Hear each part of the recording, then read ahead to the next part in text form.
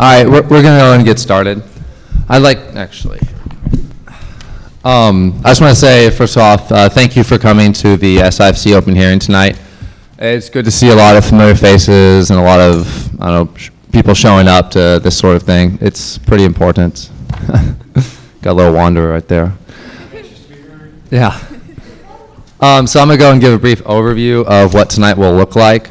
So we'll just run through each budget in the order that we heard them for budget presentations, although we're going to make, I think, a quick amendment at the beginning to adjust for some groups that may request to go earlier due to some circumstances. And I'll kind of read you off the bylaws on how each, every time we go through a budget, how the process will look. So each budgeting board will make a brief statement to SIFC in regards to their budget request, and then after each budgeting board made the statement, the floor will be open to the public, and anyone who wants to speak will have the ability to in regard to the pertinent individual budget. And then after all the public input, whoever else wants to talk, then the committee will move into discussion on the fee level, and then we'll set the final fee level after that. So we'll do that for every single budget, and they'll just pop up right here, so you kind of know when you're up and everything. I think everyone should have somewhat of an agenda of how it's going to look like tonight. I sent that out I sent that out, I think, yesterday. Okay, and you want to go ahead and make the motion? I move to amend the agenda to the following. Number 1, SIFC ABC, 2, athletics, 3, our little village, 4, EdAct, 5, CAPS, 6, student health services, 7, MU, 8, SSI, 9, ASOSU, 10, SDVB, 11, rec sports, 12, music, 3, contingency, 14, bad debt, and 15, facility. Is there a second? Second. Cool. Any discussion on that? I will just have a voice vote. All those in favor of amending the agenda, say aye. Aye. All those opposed? All right, the agenda has been amended. So now we'll just hear, sorry about that. We'll hear SIFC/AABC come up, and if they want to make a brief statement about their budget, they can go ahead.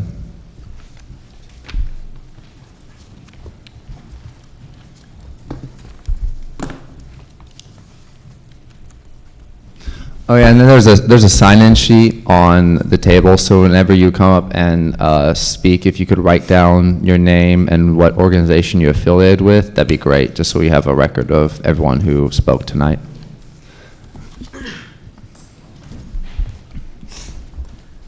All right, is that on? Perfect. My name is Mitchell Barrington, student employee for the ABC, and at this time, we have no additional information for the board, and we would just like to thank you for the process, and we look forward to working with you in the future. Thank you. Anyone else from SIC, AABC want to talk? Okay, now we'll move into any public input, public hearing, public commentary on their budget. And just as a reminder, their fee currently is at $18.41, and then the approval for next fiscal year is being requested at $18.65.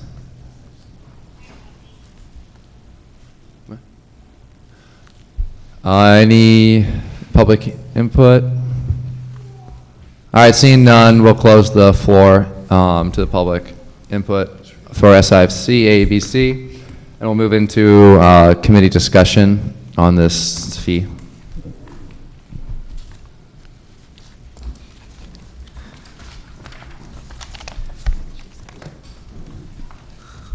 Any committee discussion?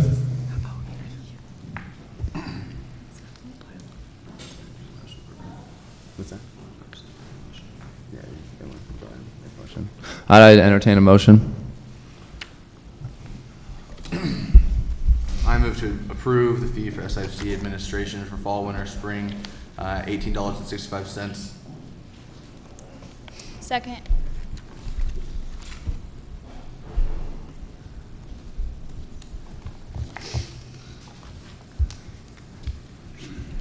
All right, motion by Tyler Hogan, second by Madison Parker. Is there any discussion on the motion?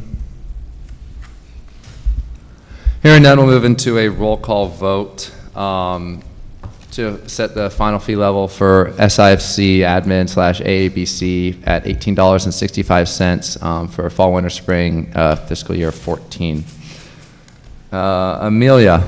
4. And if you could try to speak in the mic, it helps too. Yes, of course, 4. Okay. Tyler. 4.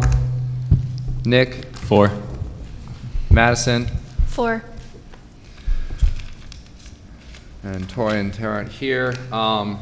So on a unanimous 4-0 approval, the SIFC admin budget is set at $18.65 for fiscal year 14.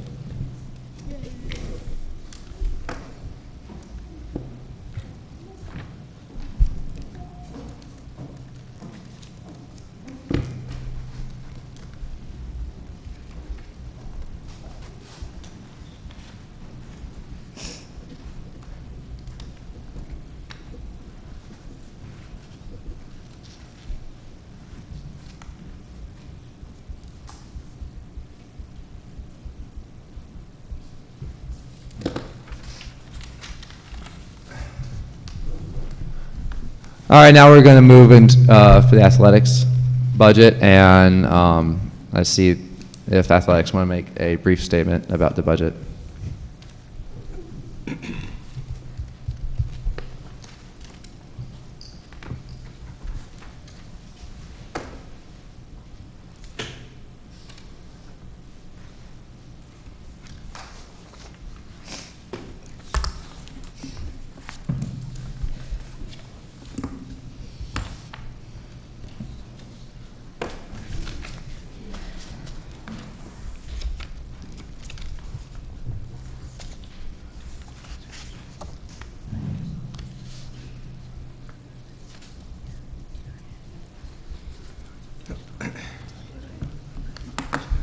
All right. Okay, so the athletics budget is... Well, if you want to just introduce yourself too before you talk, that'd be great. Thanks. Oh, I'm sorry. I'm Josh Smith. I'm a junior chemical engineering student. Play men's soccer. Hi, my name is Lauren Fisher. I'm a sophomore on the women's golf team. Okay, the athletic department budget is very similar to what it's been in the... You're fine. All right, it's very similar to what it's been in the past. Due to increased enrollment, the fee will be going down on a per student basis. So, yeah, thank you. Cool. Is that it? Yeah. Okay, cool. I think so. Thanks. We'll now open the floor to any public input, public commentary on the athletics budget.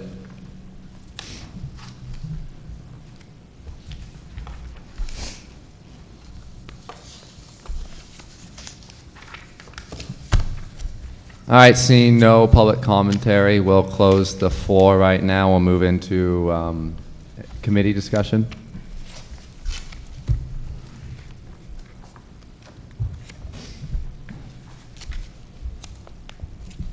Is there any committee discussion? All right, I'd entertain a motion. I move to approve athletics budget at $37.30 for fall, winter, and spring. Second. All right, the motion is to approve athletics budget. Is there any discussion on the motion? I hear no. We'll move into a roll call vote. Amelia? 4. Tyler? 4. Nick? 4. Madison? 4. On unanimous 4-0 vote, the athletics fee is set at $37.30 for fall, winter, spring, of fiscal year 14.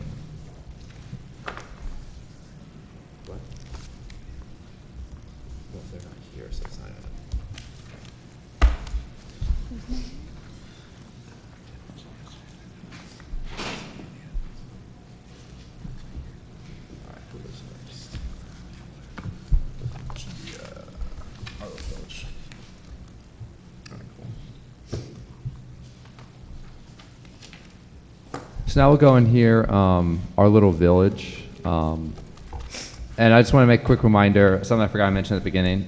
So after this open hearing, then the next step is the joint session of Congress, and both houses of ASOSU Congress approve the fee levels that we set as well. That is next Wednesday at 7 o'clock, I believe, in I think the MU Lounge. And then the next step after that is it's sent to President Ray for approval. And just as a reminder, the fee levels that we set, as well as after it's approved by Congress, are just recommendations to President Ray. He does have the authority to set the fee at what he pleases, although to my knowledge, the president has never rejected a fee level from SIFC. So now if Arlo Village would like to come up and speak to the budget.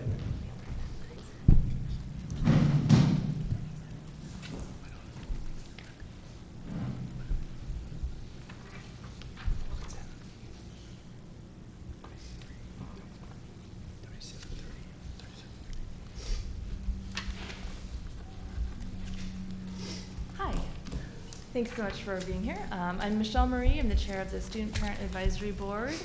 And just to follow up kind of on last week's presentation, we have a tentative approval, and just if you have any questions that we might be able to answer, or if there's been a decision made, and we'd like to request full funding in the $4.38 per student, but just interested to hear what you had to say about the revised budget and everything. Okay.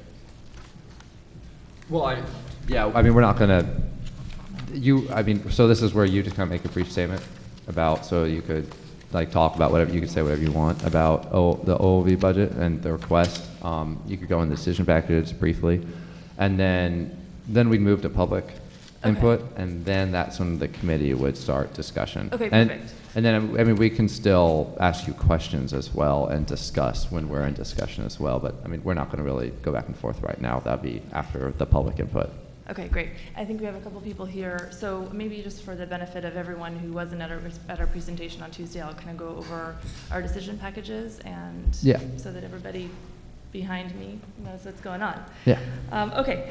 So our little village budget funds the Child Care and Family Resources Office on campus. We fund the drop-off child care centers in the library and in Dixon. We administer the child care subsidy, which helps student parents pay for child care. And just in general, we do everything we can to provide student parents with the opportunity to have access to everything at the university that's to offer at the university. So we want to continue doing all of the good things that we have been doing. And then we have 3 decision packages that will help move us forward, move us in the direction that we want to go. Decision package number 1 pays for the continuing operation of the Our Little Village Dixon Drop-Off Care Center, which provides free childcare to students while using Dixon Recreation Center. And it also covers the cost of some assistance in the office, in the Child Care and Family Resources office, so that which helps out our staffing, because our previously we had 1 staff person who was part-time in the office and part-time in Our Little Village Library. She is now in Our Little Village Library and in Our Little Village Dixon, so we need some help in the office, so that's where the half-time position comes for there. So decision package number 1 continues the Our Little Village site at Dixon. Decision package 2 is part of a long-term plan, a long-term goal of ours, which is to provide affordable childcare to student parents. We want to meet the Oregon State affordability guidelines for affordable childcare, which states that parents should pay no more than 10% of their available income, household income, for childcare. So starting last year, we're wanting to increase the subsidy amount that's available to student parents incrementally, so that in a few years we'll be able to say that we meet the affordability guideline for childcare. And so that's our decision package number 2. That's to increase the total amount of the childcare subsidy in pursuit of that goal. Decision package number 3 is to cover the cost of a stipend for the budgeting board chair. That's a recommendation that last year's SIFC made to us, and we thought about it and we thought that was a fine idea, so we went ahead and did it. And that's something that is working pretty well. I don't want to, since I'm in that position right now, I don't want to toot my horn too much, but I think the board is wanting to continue to do that, wanting to have that option. So decision package number 3 will help us, will allow us to continue that into the future. So those are the issues. Thank you.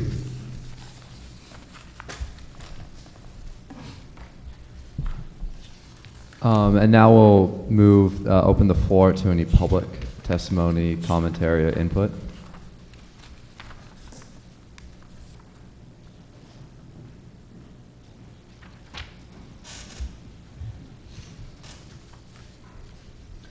Just as a quick reminder, if you could keep your comments in 2 minutes. Cool.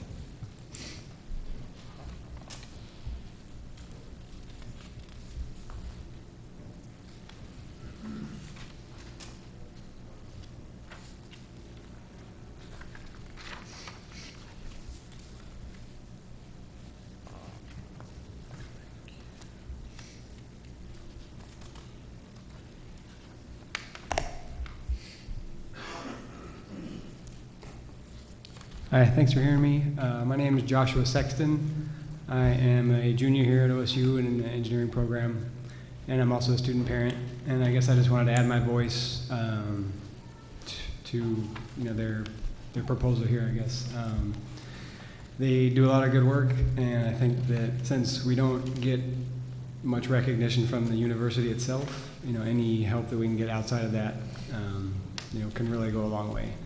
I saw that the athletics budget was around $40, per student fee, and being able to take advantage of that, and being able to take advantage of, the full use of the library and full use of the seminars and career fairs that come on the campus, is really important in furthering our careers. And you guys understand, I'm sure that it's hard to get to everything, and trying to find childcare makes it that much harder. And so any of those things which that drop off childcare makes it that much easier. I think being able to raise the childcare subsidy is going to be a huge step for some people.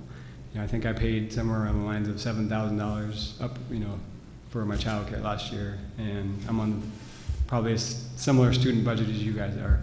And I don't know how easy you guys might be able to shell out an extra $7,000 a year. So any help, goes a long way. So I guess I just wanted to add my voice to, to support for our little village, and either continuing or approving their budget as requested. Thank you. Thank you.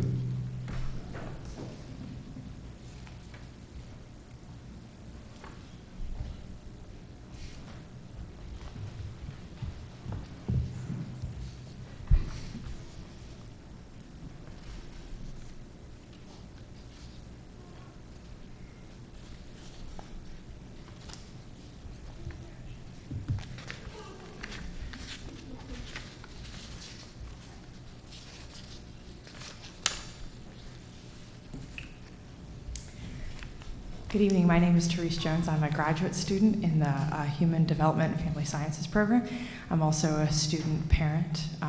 I would like to express support for passing an increased budget for the Our Little Village program. The services for drop-off childcare increase the equitability of use for services that other student fees are funding. Access to the library, access to Dixon, that would otherwise be more challenging and more costly for student parents who also support with their tuition dollars those other fees. And I also would like to say that as a student in human development and family sciences, the ability to have additional study time is a benefit to my entire family. It improves my relationship with my family by decreasing the amount of stress that we experience. And in my field of study, I'm aware that stressed out families do not usually produce better results than less stressed out families. So this is one way that the university can contribute to not just improving my capacity as a researcher, in my role in the program, but also improve the quality of care that I'm able to provide my husband and my son. They would thank you themselves, but they're eating dinner right now. So in all, I would say that there's a very important benefit to the university community. There's also an important benefit to our personal lives as students, and the continuation and the increase of those funds will come at great appreciation on both the professional and the personal level to the students whom it benefits. Thank you. Thank you.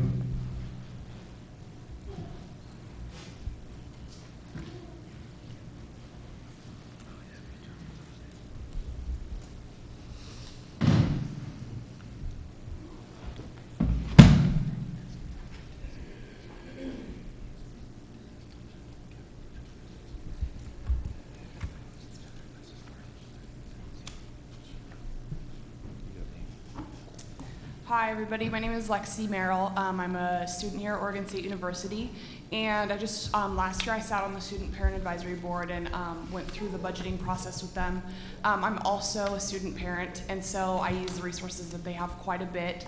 I transferred to OSU from a community college, and the resources that they provided, I just wanted to, give them a little bit of a big head because they really helped me and a lot of my friends who are student parents as well be able to stay in school and provide the resources to be able to do that. Childcare costs are very high. When I first moved to Corvallis, before I moved here for full-time, it was $300 to $400 a month for full-time childcare. And now it's about $900 per month here at Oregon State University in Corvallis at various locations for childcare. So I just wanted to say that the subsidy and the Our Little Village services really make a huge difference. And like somebody mentioned earlier, it's $40 versus $4.23, and it really means a lot to this growing population and to myself. So, yeah, thanks. Thank you.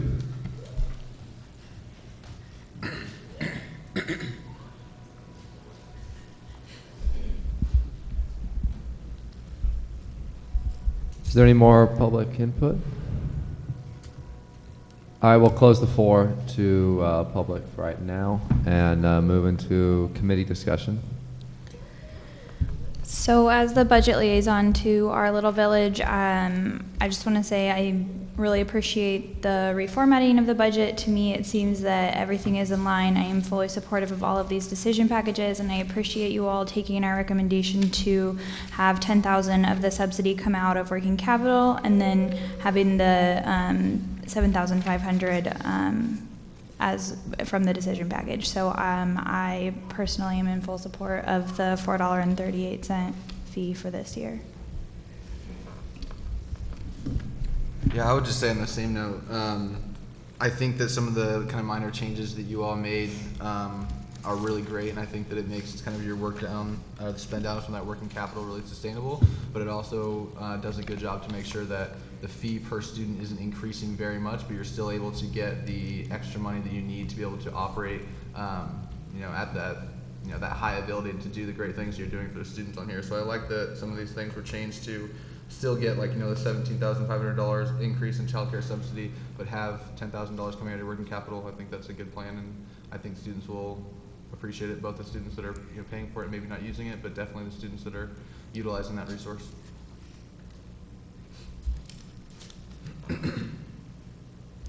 One other thing to add is I also really appreciate that Our Little Village is able to have a long-term vision, and that you have shared that with the committee. It makes supporting the work that you do, which is critical to the success of many students here, a lot easier to do. So thank you also for that.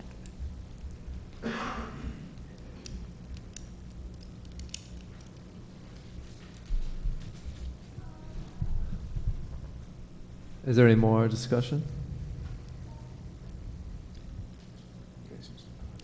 I move to approve Our Little Village's fall, winter, and spring fee at $4.38. Second. Yeah. It's on the other page.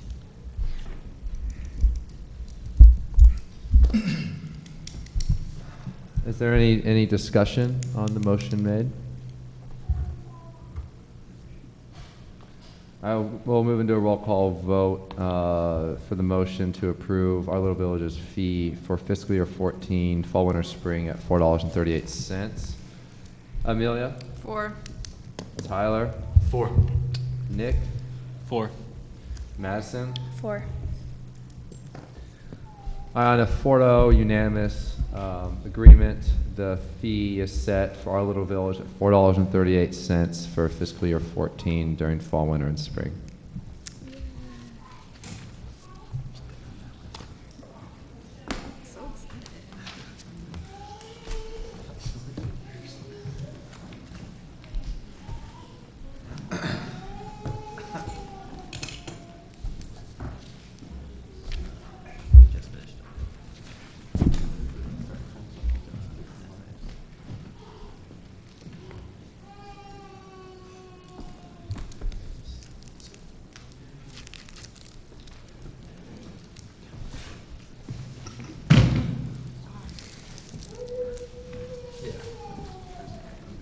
We get candy.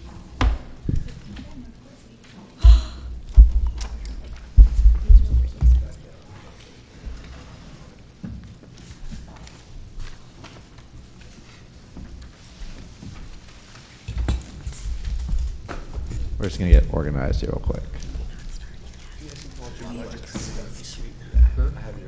3 budgets. No, we've done SIFC. Couple minor adjustments. Athletics, Our Little Village, and now we're on EdAct.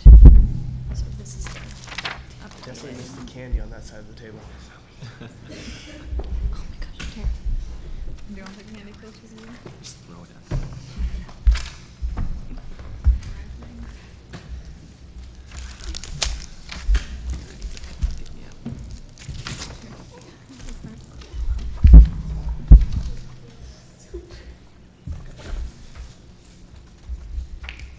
Is this your stuff?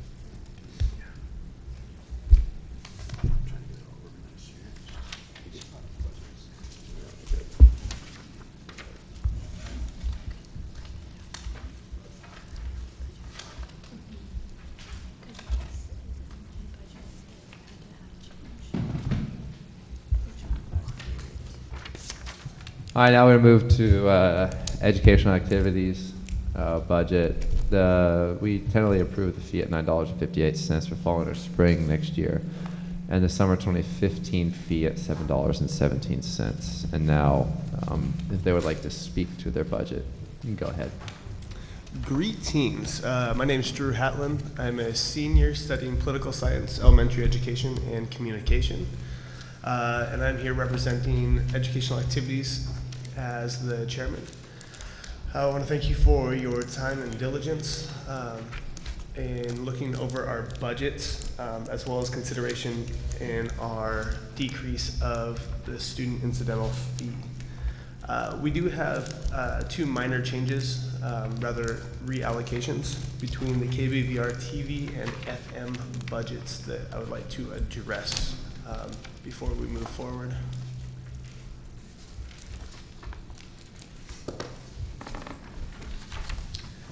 You all brought to our attention that some of the line items were not matching up, and we looked again at our budgets and realized that in the multiple presentations of these budgets, that we didn't have a couple numbers that did not translate across.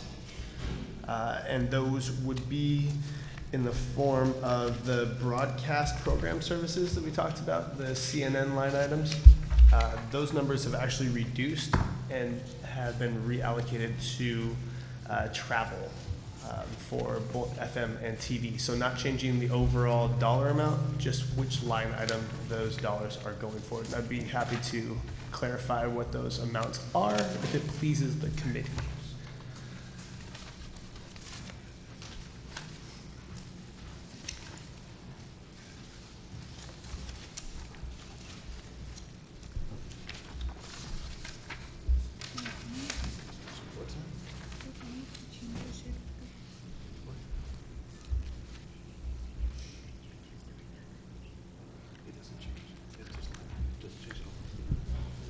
So those were the CNN one we talked about.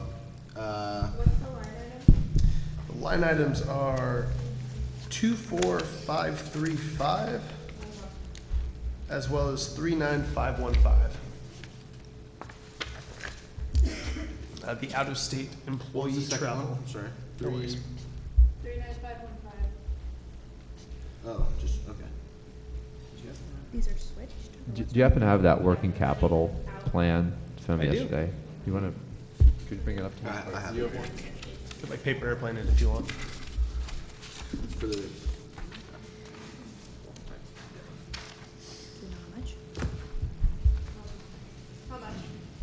So the new dollar amounts will be for KBVR FM, line item 24535 at $656, and line item 39515 at $3,267.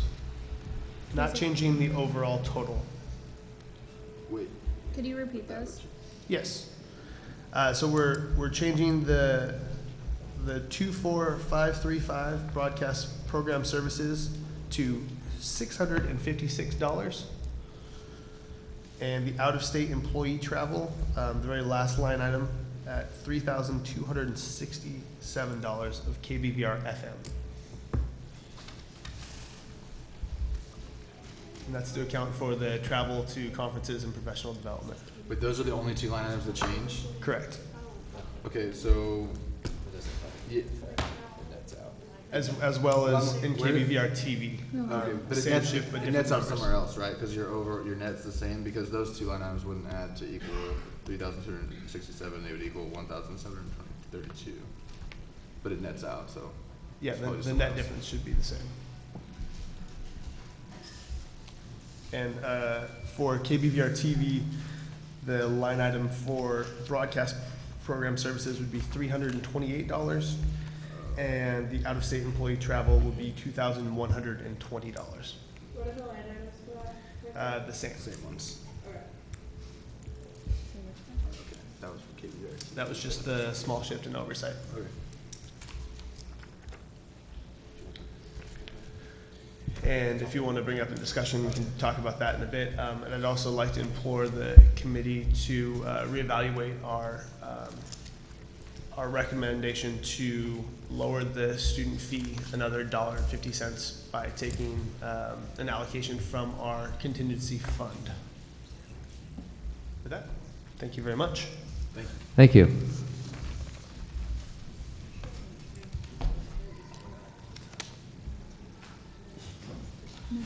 All right, now we'll move to public input. Does anyone want to speak on behalf of edX budget?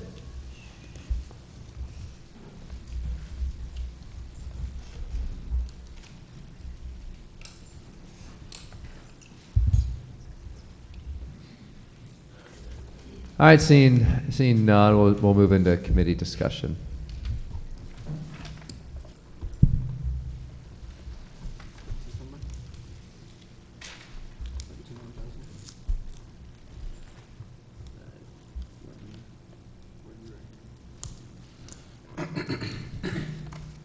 All right, what, I know I sent this to you and you, Drew.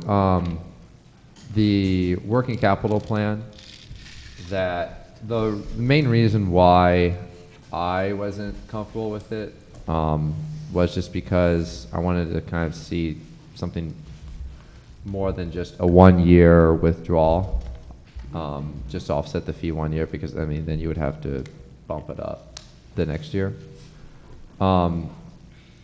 So I made something showing the student media leaving edX in fiscal year 15, and what I came out to was withdrawing $125,000 out of working capital for the next 4 years, and then in fiscal year 18 it was 90,000 withdrawal, and then fiscal year 19 it was 40,000 withdrawal, and then you're at your recommended level. So the change would be, because we still have to, because in the budget you submitted, I believe the $50,000 that you're withdrawing. Plan to withdraw, yes. Yeah, that was already, that's like built in to your budget. So like if we were to, let's say, if I were to change the withdrawal to $125,000, that would, because you're actually withdrawing you plan to withdraw $150,000 and $650, $150,650 in fiscal year 14 on the working capital that you gave me. Correct. So if we were to make that $125,000, it would make your budget at, Reduce that $105,000 to whatever it would be that you would yeah. request. Okay, so that's what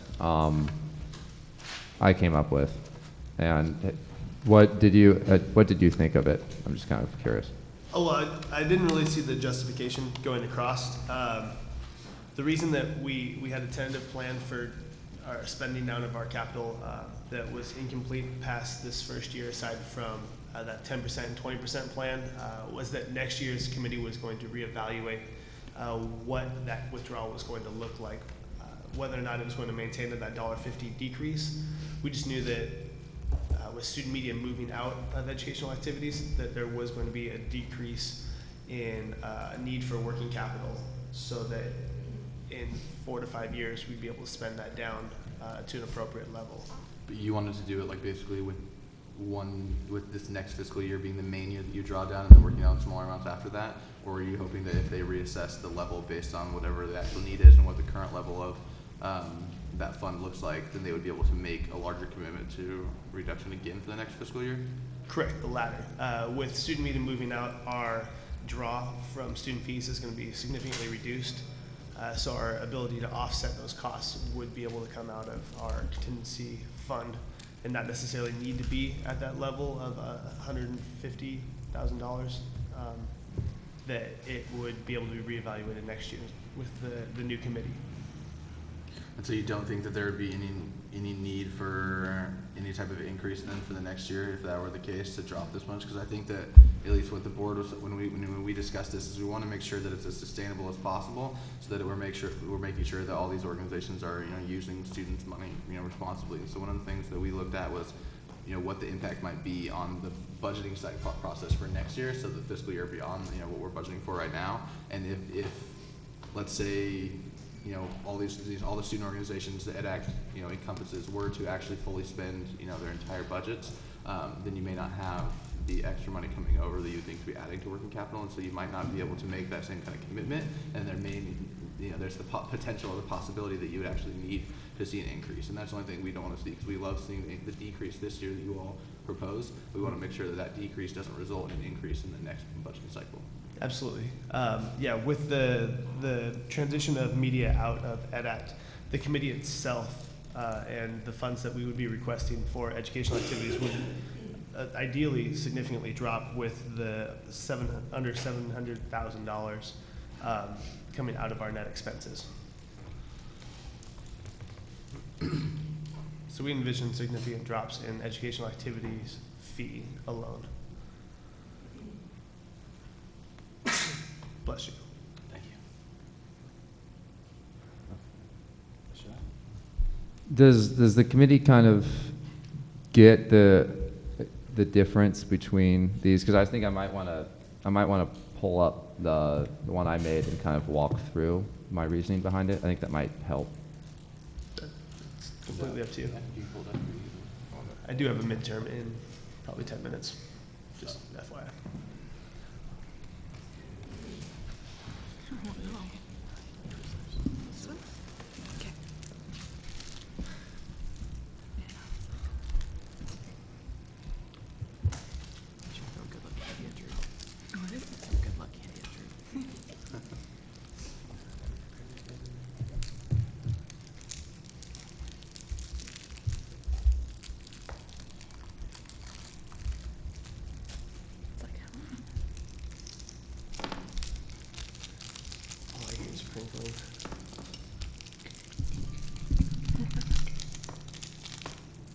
If anyone wants candy, we have a bunch up here. Please. I would love some M&Ms if you want to throw some in there. You want what? M&Ms. Peanut or regular? Regular.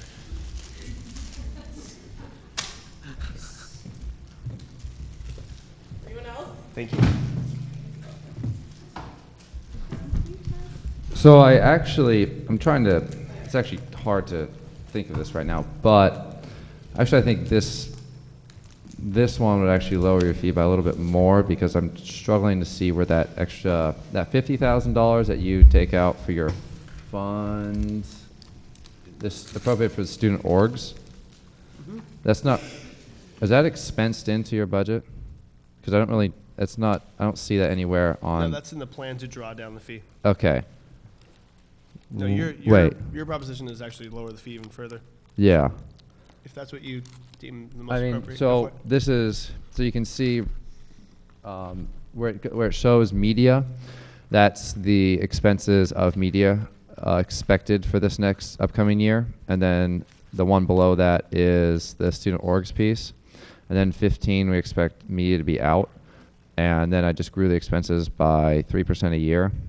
And then the beginning balance of the working capital is what you projected on the working capital that you gave me. You would have, if you took the 50,000 out and let's say your budget came out, the surplus, you didn't have any surplus at the end of this year, then you would have the 803,000 left over. And then the big, you notice the transfer in fiscal year 15 is actually the, when media leaves, that's the amount, they'll need the difference between 125,000 and 240,000, 642. So they would have the recommended amount of working capital when they would leave. I'm just assuming that they would take that amount. It's a discussion we still have yet to have. Yeah, I mean, I think it's somewhat appropriate just for right now, just to make that kind of assumption. And then it kind of just draws down $125,000 a year, and you can see the excess at the bottom of working capital over what they actually need. So that's why I arrived at $125,000. And it would actually drop their fee a little bit more because they have $100,000 and $650 coming out. So I guess if any of the committee have difference in opinions on what you think might be the appropriate one. So starting in fiscal year 16, near half or close to a third of our budget that we would be requesting of SIFC would be complemented by our fund balance. Oh yeah. Which would drop our fee to be extremely minimal, correct? Yeah, I mean, but then it would, yeah, that's how it would work, just because your working capital would be actually the size of your budget at that point too. And then as the years go on and your fund balance gets lower, I mean, your fee would increase to account for the less amount of transfers from your fund balance. Yeah, I'm in all support of lowering the student fee as much as possible. So if you deem it appropriate to lower it even greater than what we proposed, we're all for it. In between the two that they proposed, right? It would be like, what's the per dollar amount? What's the per dollar amount? Because wouldn't it be in between the two proposed? Just for clarification for anyone in the audience, so Student Fee Committee proposed two separate fee dollars per student for each term. So one was $9.58, the other one was $8.08. One basically transferred in $100,000 from, or an extra $100,000 from their reserve fund, from their working capital. And so that's what we're working on now, is trying to figure out which number to go with as far as what they transfer in to set that fee dollar. Just in case anyone out there was wondering. Is that what you go with? What's that? Is that what you go with? Because wouldn't it be somewhere between 958 and 808? Because we talked about 958. No, it would actually be lower than 808. Oh, okay. Because they're only taking out 100,000, 650, and we take out 125,000. Oh, okay. And that was still, oh yeah, that would just be out of working capital. Mm-hmm. Okay. And they're currently out of $13 and 13 cents. Yeah.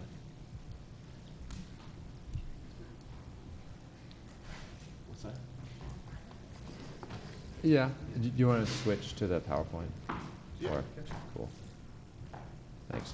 Thanks, Drew. Well, that's pretty cool. Thank you.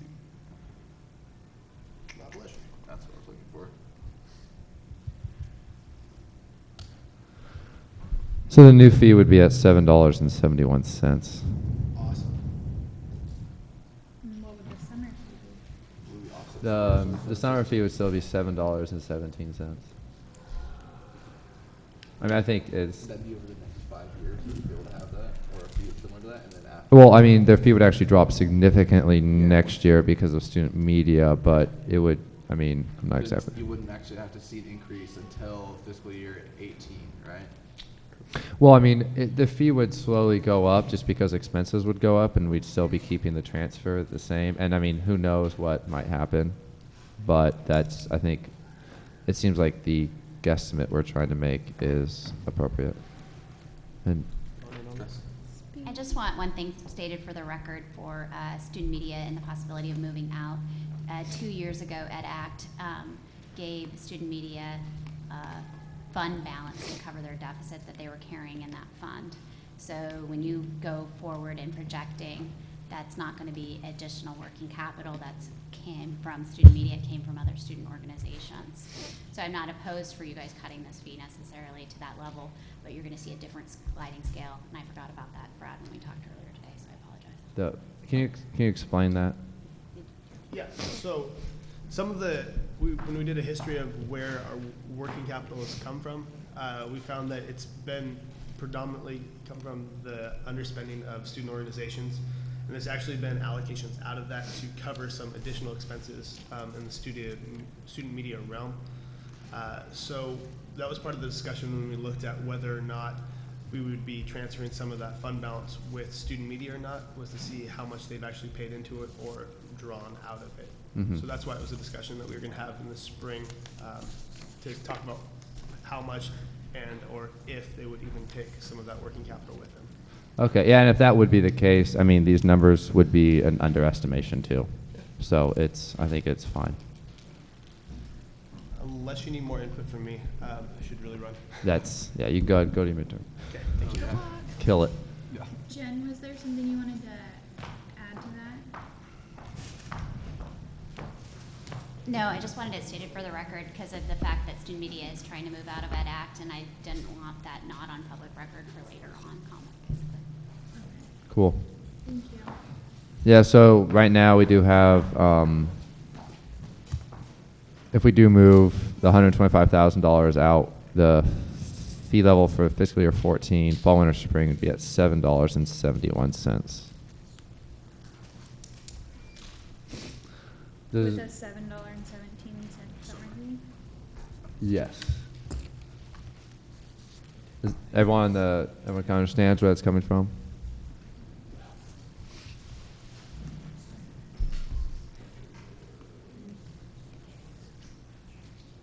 True, go to your midterm.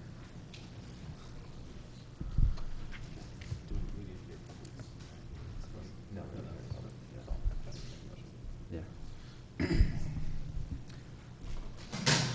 I move to approve the educational activities fee at $7.71 for fall, winter, spring, and $7.17 for summer for the next fiscal year. Second.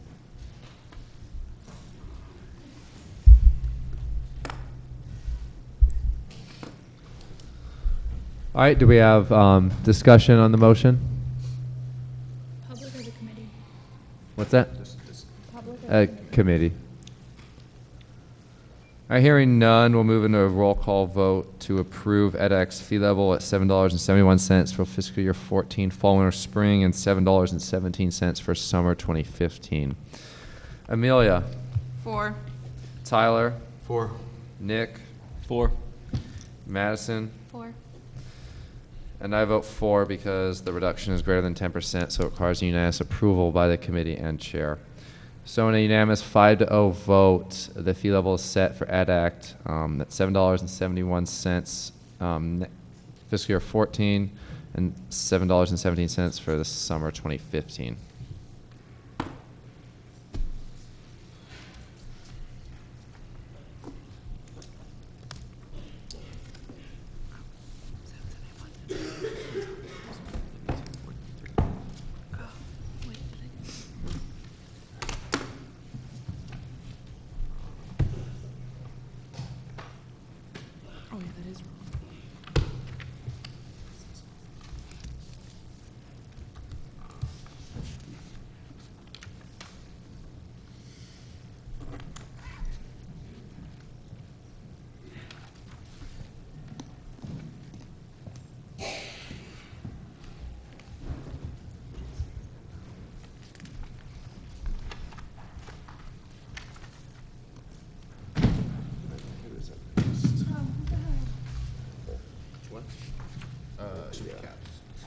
Where'd the thing go? Oh, there it is. What is it? 438? That's what it is. Oh. Yeah. You're not correcting me then. Yeah. Sorry, I was checking something.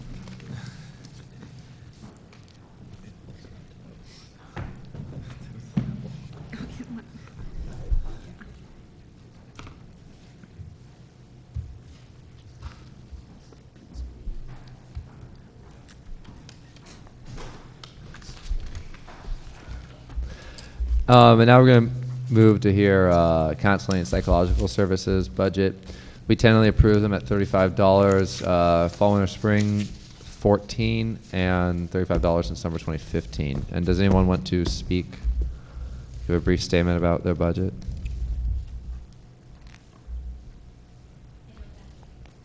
Yeah, you're not required to at all, so that's fine.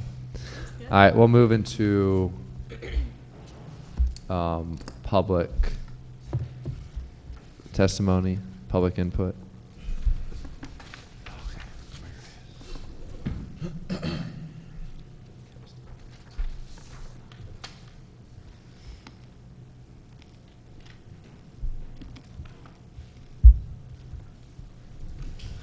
Seeing no public input, we'll move into committee discussion.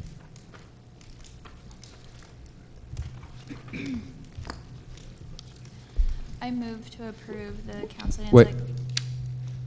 We need to, we need to adjust this fee, the summer fee real quick. Yeah. Oh, okay. We set it at 35.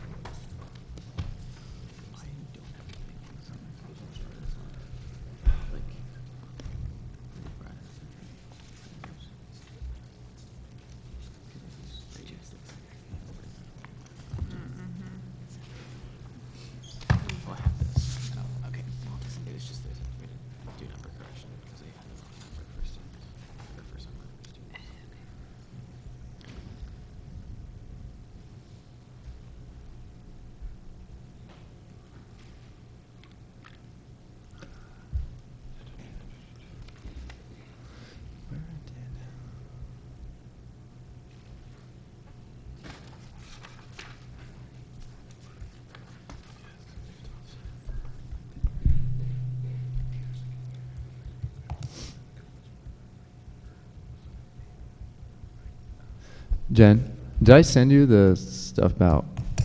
God. Oh, it's gotta be on my.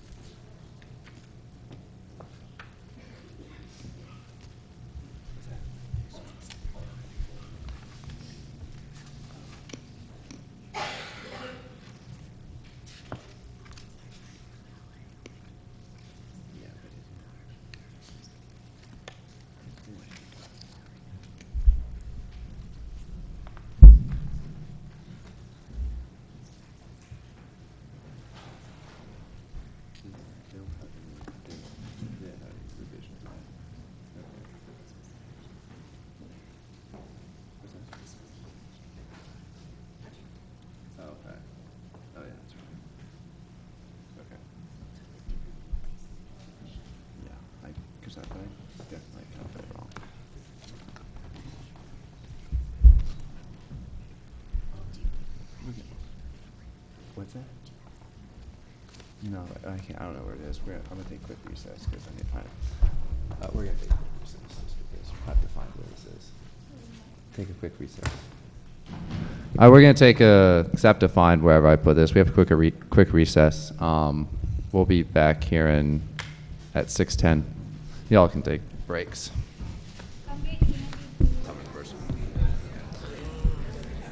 All right, we're gonna reconvene now.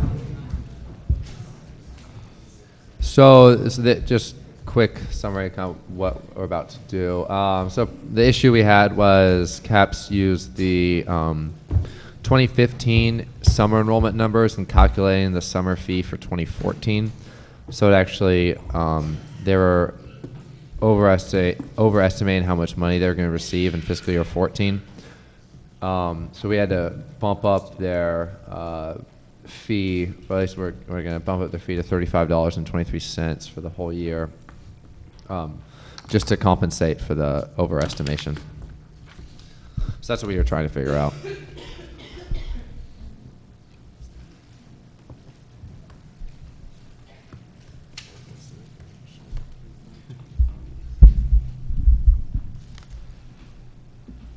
I move to approve counseling psychological services at $35.23 fall, winter, spring, $35.23 for the summer for the next fiscal year.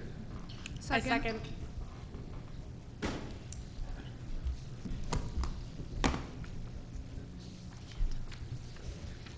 Second, but did you say something?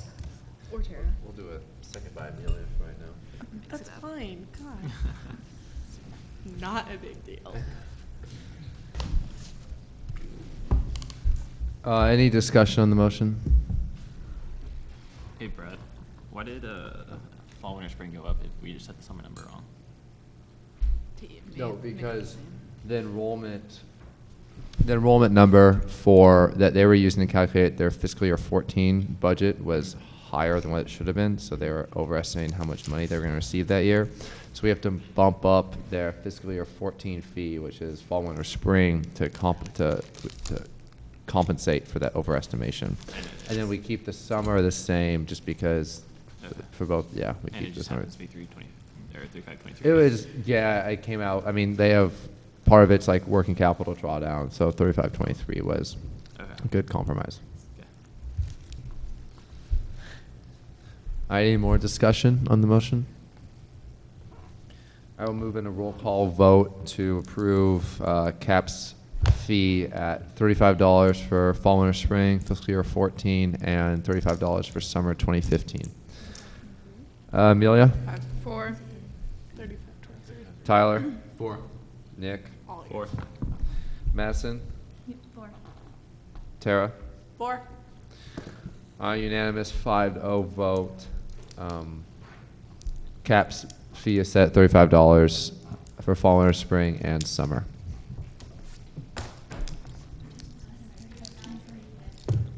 Oh, 3523. Thank you. Good distinction.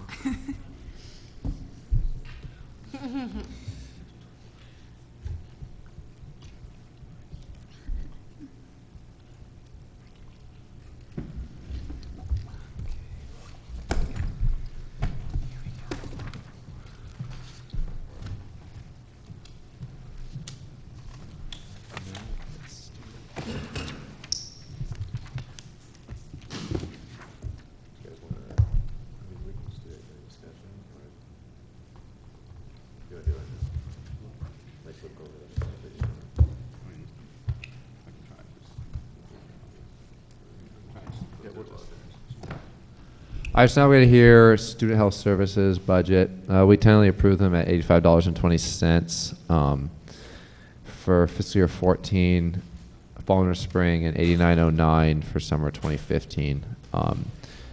Do they want to come up and make a quick statement about their budget?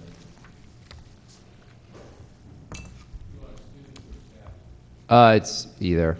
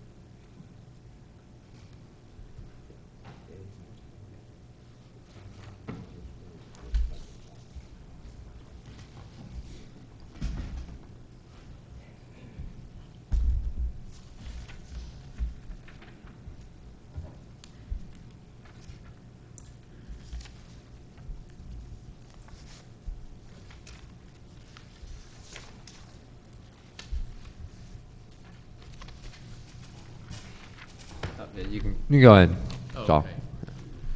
okay.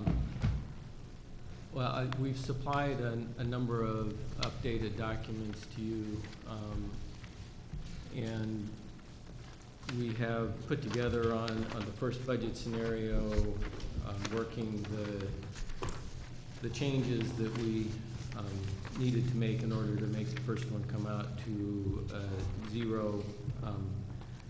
We have built in on the C-Care coordinator, which is a vacant position at the moment. We're not going to leave that vacant under this scenario. We will, on the physician that's retiring, we will convert that to a nurse practitioner or physician assistant type. The downside there is that it decreases our ability to see complex cases and erodes our position to NPPA ratio further, but it still allows us to retain pretty much the same access overall, at least from an appointment time standard. And then we propose to reduce continuing education by $69,000. That's something that we feel could be done on a very short-term basis, but it does hurt standard of care in the long run because people are not kept up current on the latest trends and what's going on if they're not able to attend conferences on different medical subjects. It also affects even admin staff on how medical claims and processing take place. And then we also looked at reducing 2 of our 3 grad assistant positions that are turning over this summer. We can hopefully hire 2 regular students, hopefully that are graduate students, but hire them as regular student employees rather than grad assistants. So by making those changes, we do cover the shortfall on the first budget scenario. And then within that scenario, the mandated changes that are taking place are an increase in medical services income of $354,000. Unclassified salaries are expected to increase $35,100. Classified salaries $124,200. Other payroll expenses $256,000. Utilities at just $537,000. And then assessments broken down into general statewide assessments from OUS, $67,000, and then the OSU assessment from Business Affairs by $33,343.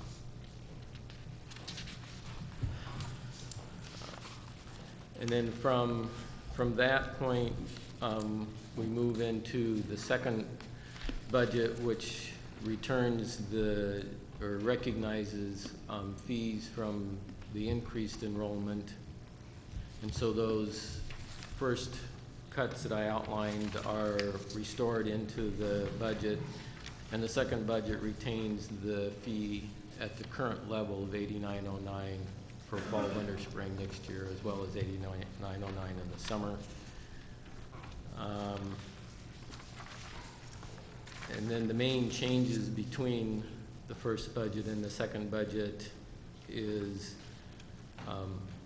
the increase in the fee revenue because of the increased enrollment, the reinstatement of the 2 graduate positions, so we see the fee remission deduction from revenue come back. We see the increases in unclassified, classified, and student pay and other payroll expenses all come back for $168,500. Minor change in supplies and equipment, and then down at the bottom, the all other costs includes the continuing education that comes back in at $69,000. And then I also supplied some revised working capital and major projects projections, and there were 3 different scenarios that I provided. First one has the fee increase beginning in FY17 at 550, then at 650, and 750 by fiscal year 20. This brings the overall deficit of revenues versus expenses down to near zero. It's 4,100. The difference between the target working capital and the actual working capital is over by 23,000, and then the major projects fund ends up at 1.6 million. In the second scenario of those, I have the fee starting at $2 going up in FY16 with pretty similar results at the end. The working capital is a little bit higher than it was in the first. Major projects is pretty close to the same. And then in the third scenario, the fee is spread out over more years. Begins at $1 in FY15, but still ends up at $8 at the end of the fiscal year 20, which is the same as the second scenario. The ending results with the working capital is higher over the target, and so as major projects fund ends up at higher. The interesting thing to note on both of these second two is that in the FY20, the final fee rate at that point, based on this projection, final fee is at $114.59, which is just barely over $1 from where it was 2 years ago when we started into the fee reduction process. So probably from a inflationary standpoint, 114 versus the 113 then is probably pretty darn close to the same number. So what we've done in those ensuing years is spend down the working capital and the major projects, and then we end up with the fee back where it was to support the overall operation. The one thing that's not included in here is that we're having a serious look at having a satellite clinic that would be included in the new dorm residence hall building that's going to be started, should be this coming fall. And that would allow us to increase access and actually have a second location, which would make it easy for students on the admin building side of campus to reach health services. But the cost of that operation is not built into this at this point in time, and that would require a decision package for that year to begin looking at it. Okay, thank you.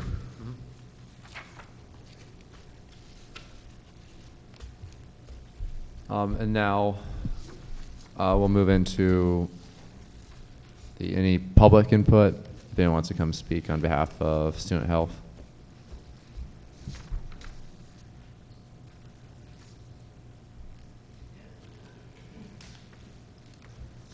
All right, well, I'll close the floor to public input, and now we'll move into committee discussion.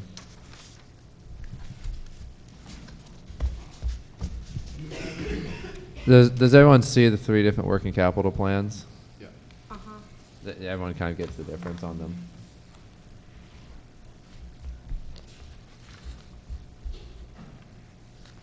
Does anyone have a preference on any of them?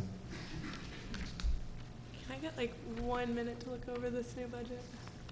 Yeah. It's understandable.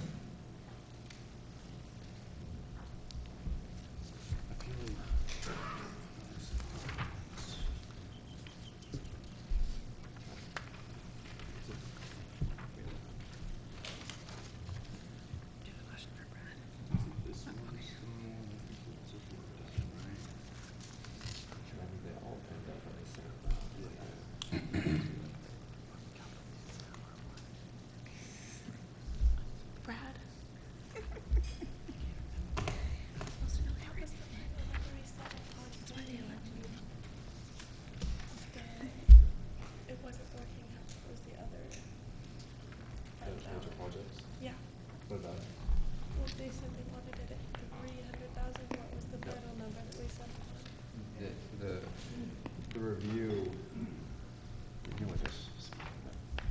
the review for student health said about 3 million for major projects. Right, 3 million.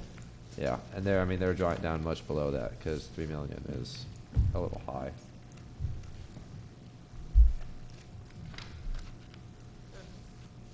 I just wondered, I couldn't remember the exact numbers that were Yeah. advised. Yeah, the, What's scenario 2 would make them closer to, would bring the difference down between the target fund balance level, correct? yeah, But not by much. the, Well, yeah, but actually. they would, yeah, they would all do it eventually.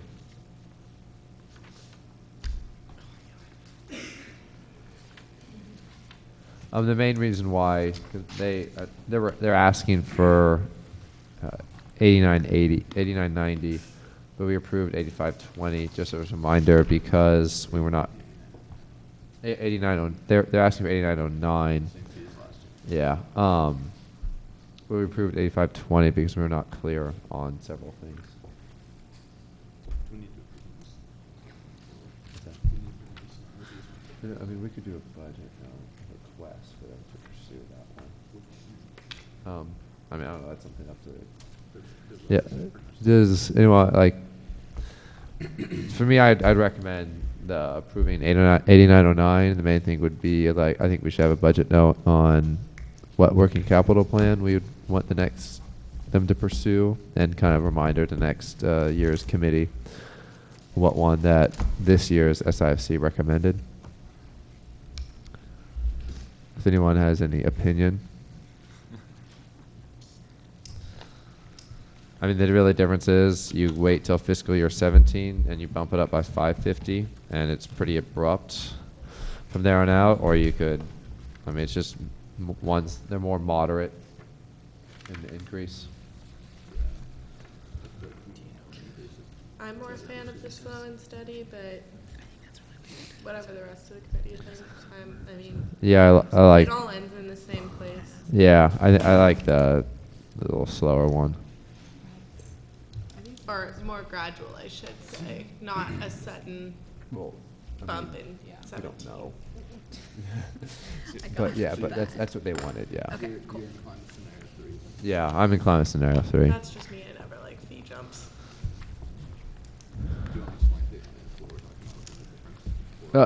Yeah, I feel like the working capital plan. Yeah, I guess what we're discussing right now is the budget note for what working capital plan we want the next SIFC to keep on pursuing. The first working capital plan doesn't start increasing the fee until 2017, versus the one that I think the majority of us prefer, which starts increasing the fee in fiscal year 15, so it's a more moderate increase of the fee through the years, and they'll all end up at the same fee. Well, the estimation, the projections all end up at the same fee in fiscal year 20, $114.59, but we're just kind of discussing on what path student health should take to get there.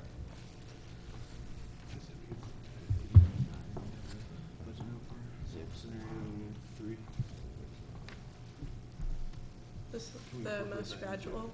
Yeah, so I prefer gradual just because, you don't want a sudden impact on students. That's never a good thing.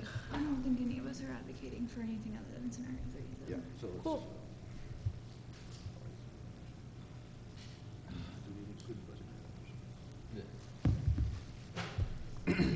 I move to approve student health services at $89.09 for fall, winter, spring, and summer, but also to include a budget note to ask them to pursue scenario 3 as part of their drawdown on their working capital fund. Second.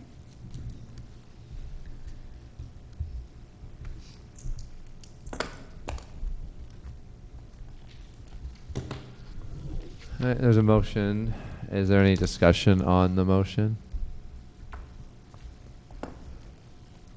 All right, we'll move into a roll call vote. Amelia? 4. Tyler? 4. Nick? 4. Madison? 4. Tara? 4. All right, on On a 5-0 unanimous vote, the Student Health Services fiscal year 14 fall winter spring fee is set at $89.09, and the summer 2015 fee is also set at $89.09. Thank you. Thank you very much.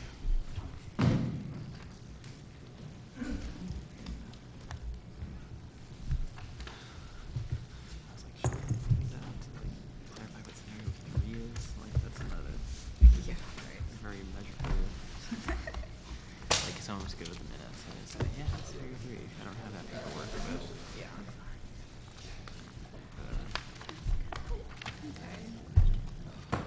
It's almost time for another piece of chocolate.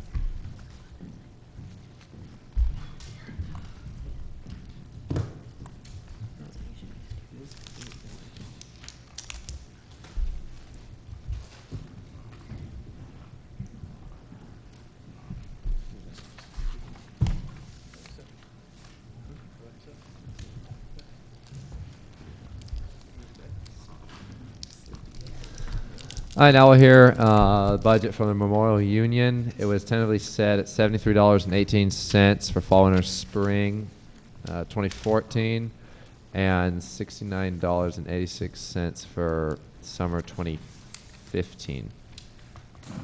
Good evening. My name is Michael Fashon, and I'm the Memorial Union president. I just wanted to thank you all for engaging us throughout the process that you outlined this year, and answering all the questions we had, working with us, and being patient as documents were changed and numbers were moved around. That's all the union has to say. Thank you. Thank you. The floor is open for any public testimony, input, commentary.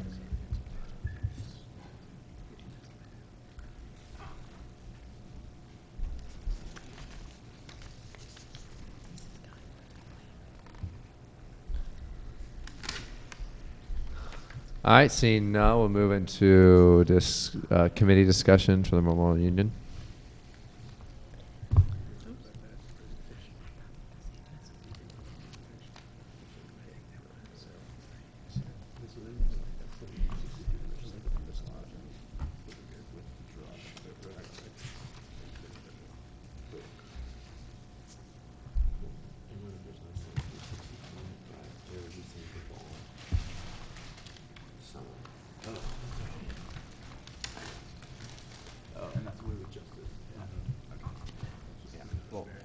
Awesome. So for the Memorial Union, there's an adjustment we need, at least I recommend us to make. Move the summer fee request to $70 from $69.86, just to adjust for the fall, winter, spring increase from $65.78 to $72.18. It keeps it proportional, and we just had to do a quick adjustment on that. So that's 7018. No, $70 for summer. Just that. And then that's the only adjustment we need to make. Oh.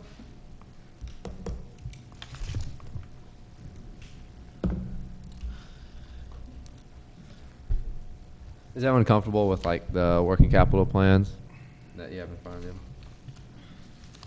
Looks good to me.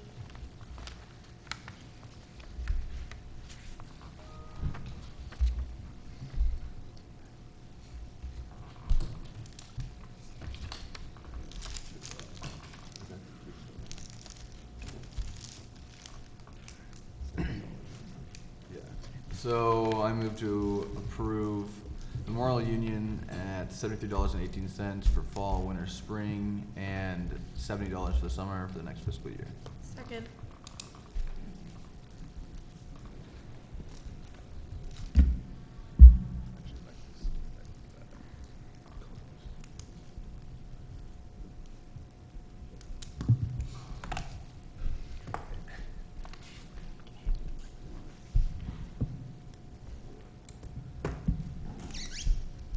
All right, is there any discussion on the motion?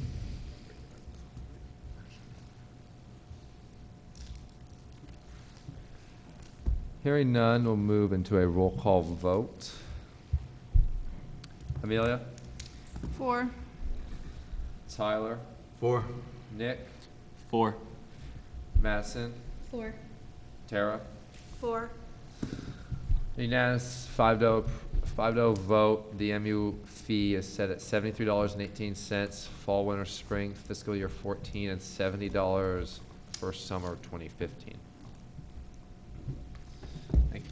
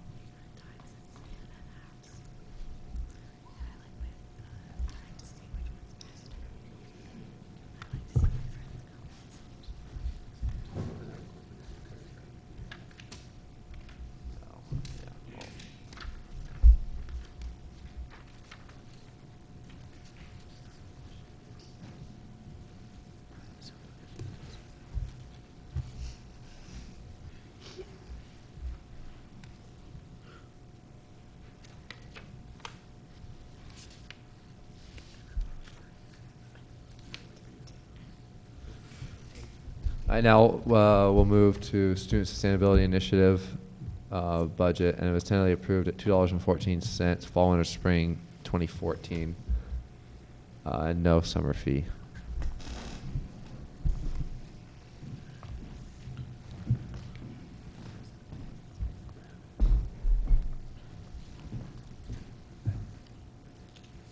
Thank you.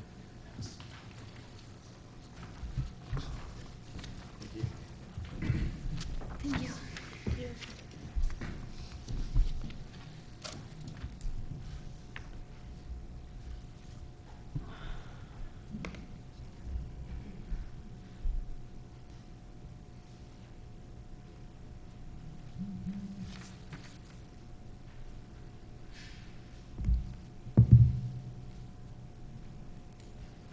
Hi, my name is Brian Laird. Is that good? I'm the current fee board chair for the Student Sustainability Initiative. So the budget that I just handed you all reflects some of the changes that we have discussed between the budget presentation and this open hearing. In particular, there were a couple adjustments made to that budget from the one that we originally submitted. And some of the things that we had discussed that you'll notice is one area where interest wasn't calculated properly in the first submission. We now have that included for $12,998. We've also removed the $100,000 for the green fee, as was also discussed. And another thing, for the fee that you'll see on the bottom of that page, we included transit this time because that was something that was left out for the tentative fee approval after the budget submission. Sorry, budget presentation. Another thing, big thing that we discussed was talking about the addition of a professional staff position, and we submitted the PD to y'all on Monday. Sounded like things were pretty good with that. So yeah, I was just curious. I mean, so I guess from our calculations, from all the kind of changes and adjustments that we discussed last time, we came out to $4.14 per student per term. So I was just wondering, are there any kind of questions around that? So this reflects the fee you just proposed? Yes. So so the changes from this budget, from the one that we originally submitted to y'all, and it also reflects the changes that, from things that we discussed from the budget presentation, such as adding in the revenue from interest, and ideally, I mean, adding the professional staff position back in, because I mean that was a recommendation from our review committee, and that was also something where it sounded like the committee was more interested in just seeing kind of a position description for this, and would be willing to fund that position if that was provided. And then also $67,100 removed from our budget for FY14, and using that money from our fund balance instead. So this should reflect all of the changes that we had discussed.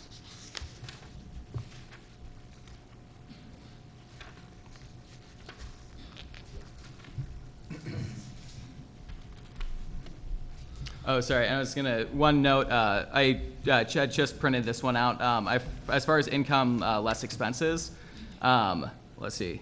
I forgot to reduce the transfer for incidental fees at the top. So that one, it should be transfer and incidental fee should be $266,386 at the top. So that would zero it out. But as far as the information provided at the bottom for the combined expenses between the SSI and transit and the student fee dollar amounts, all of that information is correct. That wasn't impacted by That's the why you have adjustment. that's why income less expenses is 112. Yes, that's why it doesn't zero out, but that didn't impact anything on the bottom. Okay. All right. Thank you. Now we'll open the floor to any public testimony, commentary, or input.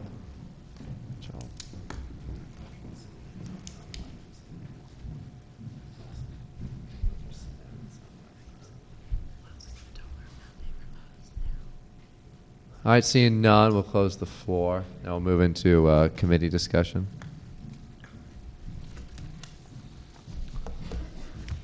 Thank you for getting us the position description.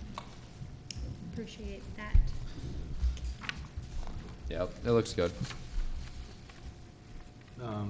Also, so with the fund balance infusion, so kind of transferring in, like you were talking about that $67,000 from your fund balance, I think is great, and that's one of the things we recommended. So I appreciate you going back and being able to take a look at your budget and figure out what you need to be able to change around to be able to still operate at the same capacity with responsibly working some of that money down. Does that change your projections at all as far as kind of your predictions for the next few years as far as working capital and what you anticipate in the next few years for what you'll be spending down?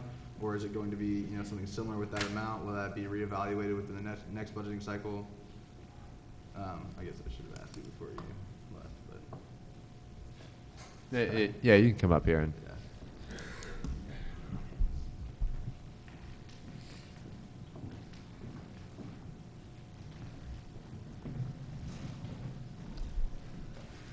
No, sorry, to answer your question, in 1 week, no, we haven't had the amount of time to put it together.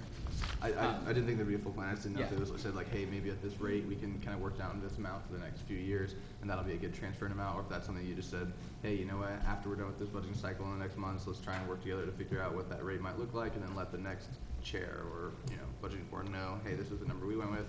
It'll kind of give you a starting point to work from. I'm sorry, are you talking about the $67,100 number? Yeah, just kind of wondering on process pieces for the next, just trying to see kind of a trend for spend out, but that, don't worry about it. We, Tyler, we had a chance to chat with Brad and got a plan in place to do a springtime update to IFC, and so that's the hope, is to give us the time to do that. That's perfect.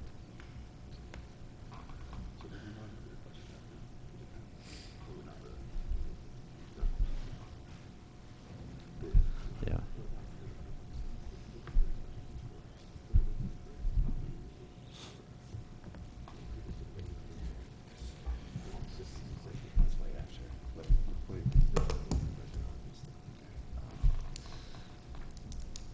Yeah, I think it looks good. And I'd also just want to state that just because we're eliminating the green fee for this year doesn't mean that's how it needs to be going forward, too. I just really want to be able to see those plans and the actual assessments and where that money can really go to. And for the time being, you have plenty in your fund balance to accommodate you.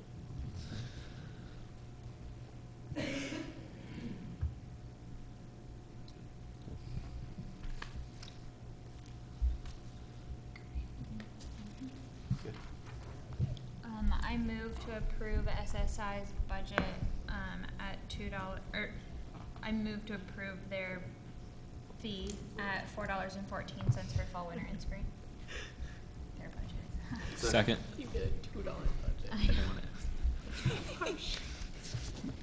Gotta word it edgewise.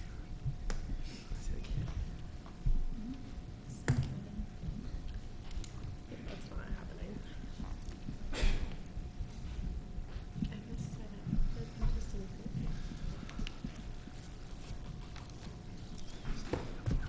Any discussion on the motion?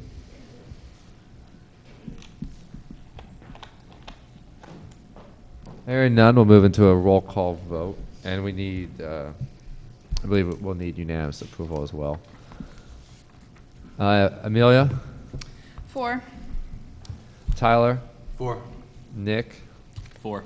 Madison? 4. Tara? 4. And I vote in favor as well. So unanimous 6-0 vote. SSI fee for fiscal year 14 fall, winter, spring is set at $4.14. Cool. Thanks. Thank you. Thank you.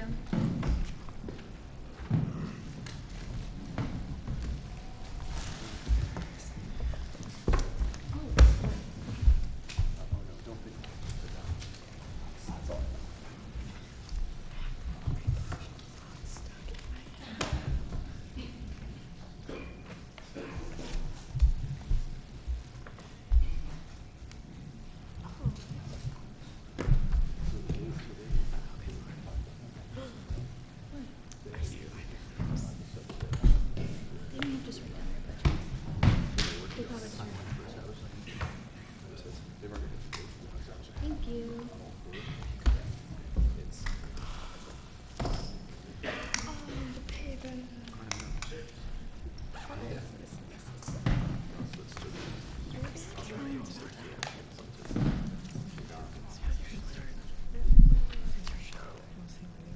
They would have been towards the, they would have been 10. They would have been 2 after this.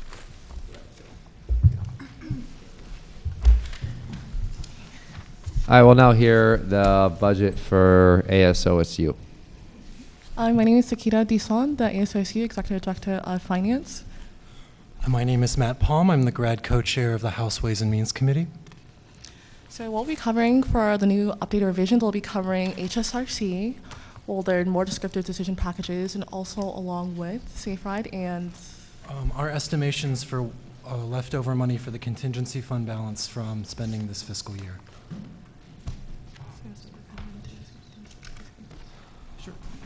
So we want to start with Safe Ride. We made the changes that you suggested with regards to funding maintenance, not funding maintenance, and adding 2,000 to mileage. And additionally, in that package, you should see some information on page 15 of how we estimated. Is this the budget or this? Are you talking about the budget? The page budget, 15. Yeah.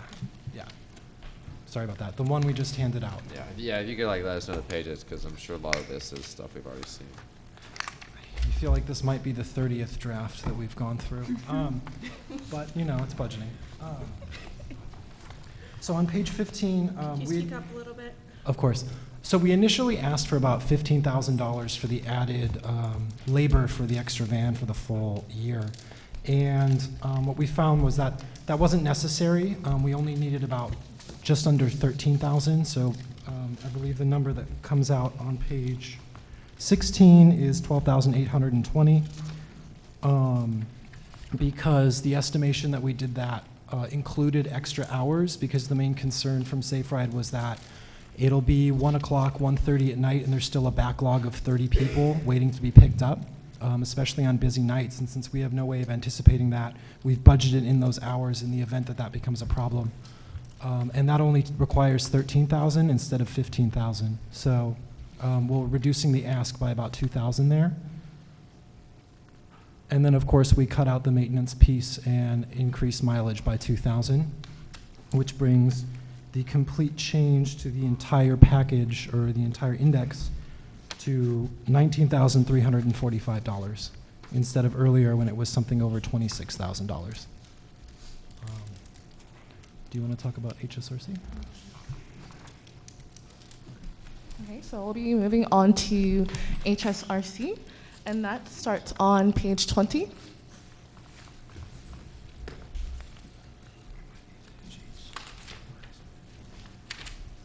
Okay, so HSRC provided a more of a descriptive line item budget. So this will be reviewing the cut-based budget that HSRC is requesting, which is about, from the previous, about $10,000 lower than the previous ask. And if you move on to the next page, you can see the final value totals are $346,000 at the bottom. What page is that again? That is page 21.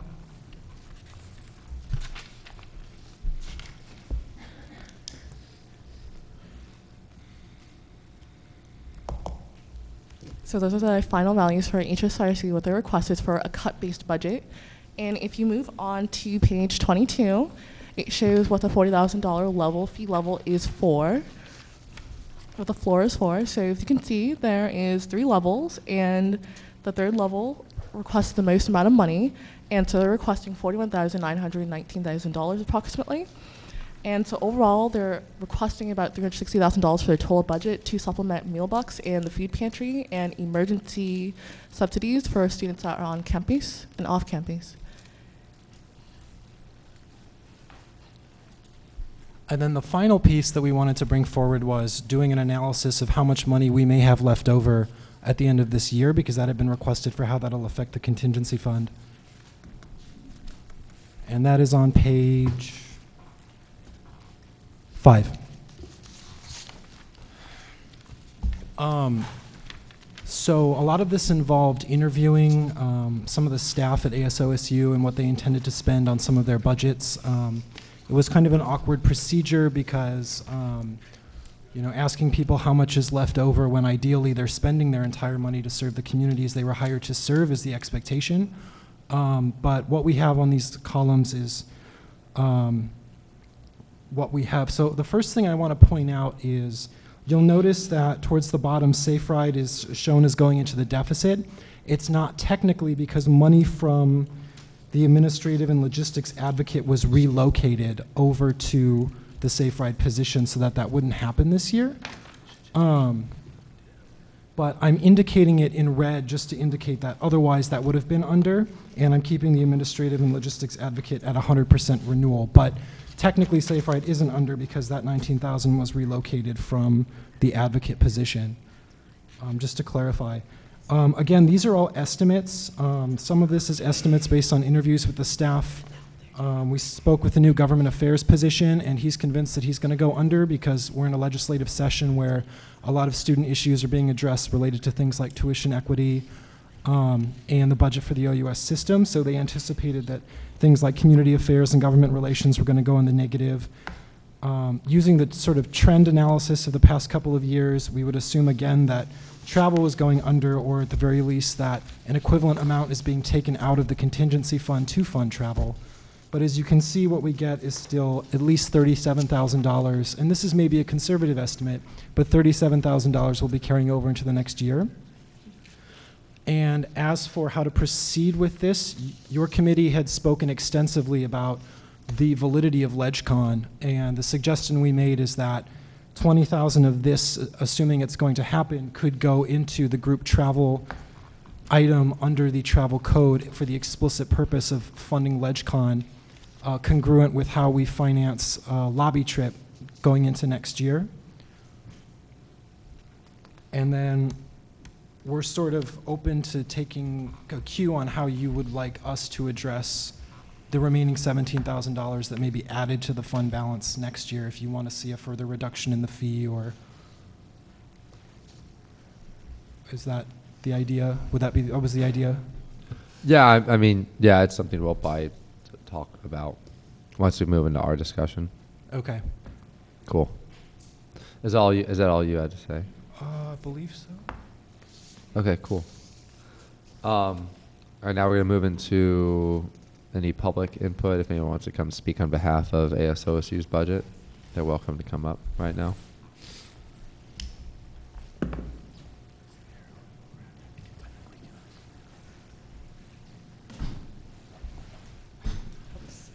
Hi, I'm Lexi, and I oversee the Safe Ride program. I work in ASOSU. I'm also a student, just in case that's not clear. But so I just wanted to say thank you for looking at the Safe Ride budget and being in support with the tentative fee allowing for a third van. I think that the student fees will be of more use when our service is more effective, and I think that allowing for this decision package will allow for that. And so if there's any questions, though, feel free to ask, because there's, with the maintenance, we did get that figured out, And so that's definitely not needed, and we're making sure to look into further with motor pool about maintenance issues and things like that, and how that can be resolved without us having to spend student fees when it's covered under a rental agreement. So yeah, if there's any questions, definitely go ahead and ask. So, thank you.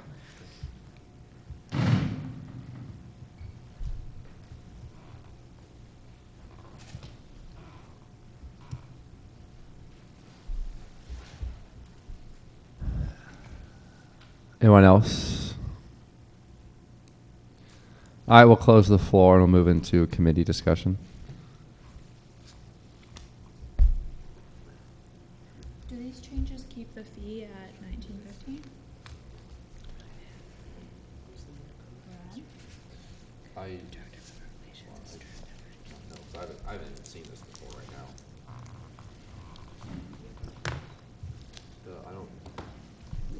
The ASOSU, did you change any line items besides the ones that we already changed at the presentation? No. Okay, so the fee would still be the same. You're just kind of, how much do you say you're gonna have left over besides the 20,000 you wanted to transfer for LegCon? You can, yeah, you guys come on up here, y'all.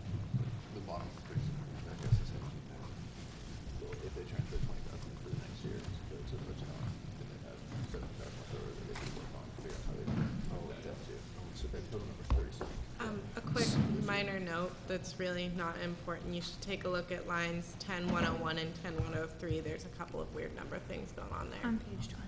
On Okay. page 20. It's Thank you. Not a big deal at all even though. Okay, that's good. So, and this is a conservative estimate, but to answer your question, it was about $17,000, assuming 20 is moved for the purpose of supporting LegCon. So what your hope here is then that with anything that's left over from the current fiscal year, that you're going to use that basically for you'll let it, it'll go into your contingency fund, and then you'll use it next year. You'll pull it out for next year for travel, specifically for LegCon. Well, 20, yeah, and I mean, perhaps that could just be done officially like this year in anticipation of next year. I mean, that could be done. And then really the rest of it, the remaining 17,000, I just wanted to present because it was requested by you guys. Yeah. And I think the suggestion was that that was going to be folded into our budget next year. But I don't know how you anticipate spending that. This money would be working capital otherwise, right?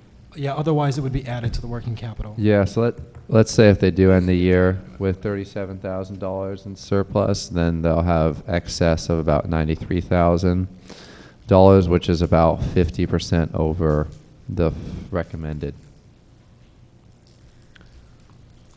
My personal opinion on the matter is that if this year's administration leaves that much for LegCon and encourages next year's administration to pursue that, I think that makes sense, but I don't know if I would personally be comfortable recommending that it be spent for that. Yeah, I mean, to me, that's why you would budget it. Okay.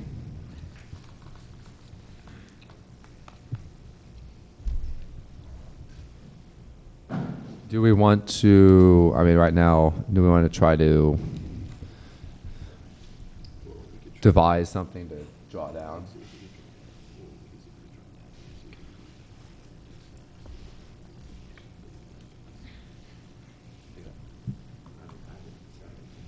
Here and now.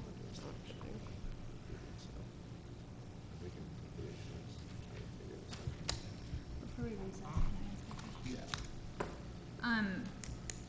Sorry, this is on a different note, but to the HSRC folks, the 3 different levels that were presented, those are the same or different than the last budget that we received? Everything's the same. The only change that we made was I went ahead and gave you detail of the different subsidies before they were all just under one item. Oh, yeah, sure. Okay, awesome. So the 3rd level of funding is the one that's currently incorporated in the fee for this year? What page is that? What page is that on? Okay. That's on page 20. Page 20. So anytime we have Do you want to come and talk to the mic, Claire? That'd be cool. And then just like kind of just identify yourself too. That'd be helpful. Or whoever wants to come talk. You can go talk on that one too. Can you hear me? Am I on? Yes, okay. Hi. So the three levels we're talking about are just different levels of money that a student can get based off of their need. So you're talking about the three monetary levels that a student can receive. So about 1% of students that apply for meal bucks receive the highest level. Approximately 10% receive the second level, and then the rest of the students receive the lowest level of the three. And so those levels are dependent upon how many students qualify at what level of need. And so those levels aren't relevant to the overall cost of the Mealbucks program. They're just information about what we were doing with regards to trying to keep a floor on Mealbucks. Does that answer your question? Do you guys, where is the thing that breaks out the different aid? 19. Page 19. Yeah.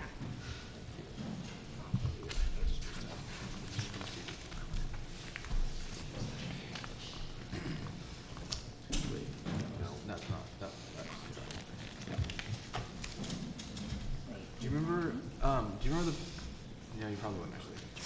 Do you remember the page number by any chance? For where you break down, because I know that we had requested, or Brad requested at the end of our open hearing with y'all that we would, kind of break it down so we could see the different types of subsidies offered. Just because it'd be clear, if you kind of went line by line on. Do you remember what page it is by any chance? I'm going to have to look through it myself, actually. Yeah. I figure they probably changed pages up on you, so it might not be relevant anymore. Well, the Yeah, levels it's on are page broken up. 22. The levels are broken up on 22, but that's just meal bucks with the different, floor levels, correct?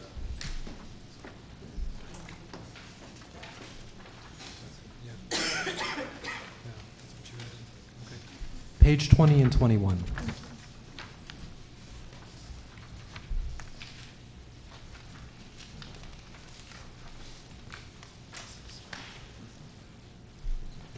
If you look at the top of page 21, that's where the breakdown of the different subsidies is at.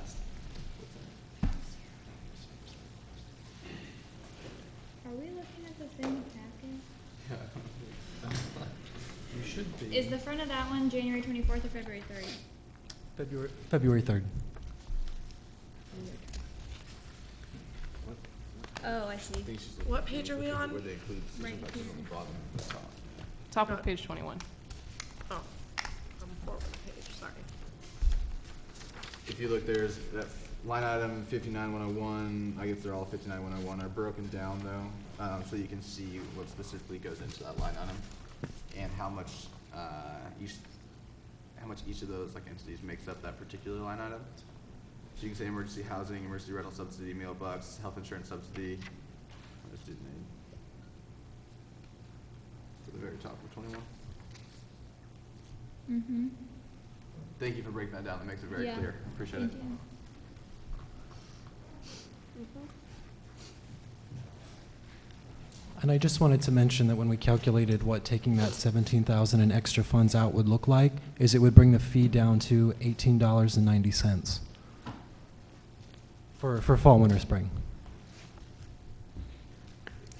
What was that number again? $18.90. And summer fee would be? The same. And that's due to the change in safe ride? That would be if we're estimating that 17,000 in excess is going to come at the end of this year and go into our working capital and thus pushing it that much more over. So you're saying you would want to actually move whatever your anticipated excess into working capital before it would actually go? Is that what you're? No, I'm just trying to help you. And the conversation earlier was that if we have too much working capital, the fee would go down this year and money would come out of that to fund the basic services. And I'm giving you sort of an insight of what 17,000 out of working capital into the basic program would be for a reduced fee.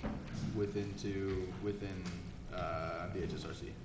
No, for ASOSU. Just overall? Yeah. And that money is not budgeted to which one? No, it's not a real number. He's just saying if you took $17,000 and Yeah. subtracted from your total number, you could reduce it. Yeah. But you No, I got that. Okay. But that wouldn't include the 20,000 being discussed for later. It would effectively be another 25% off if we didn't move the money for LegCon, yes.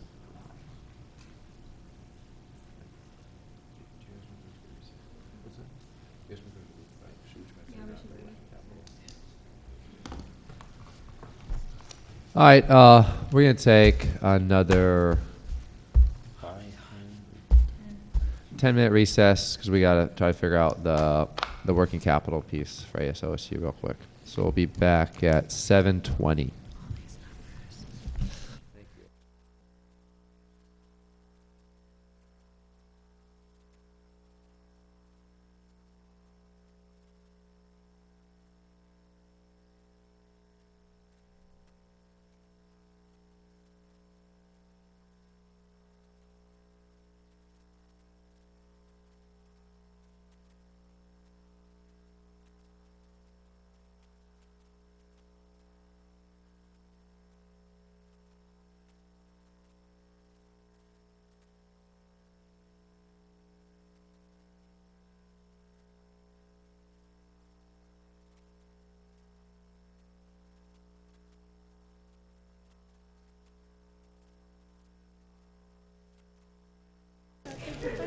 Did Mike?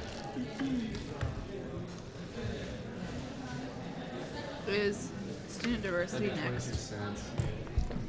Where did my list go? Ah, here we go. 22 cents for reduction. Oh, yep.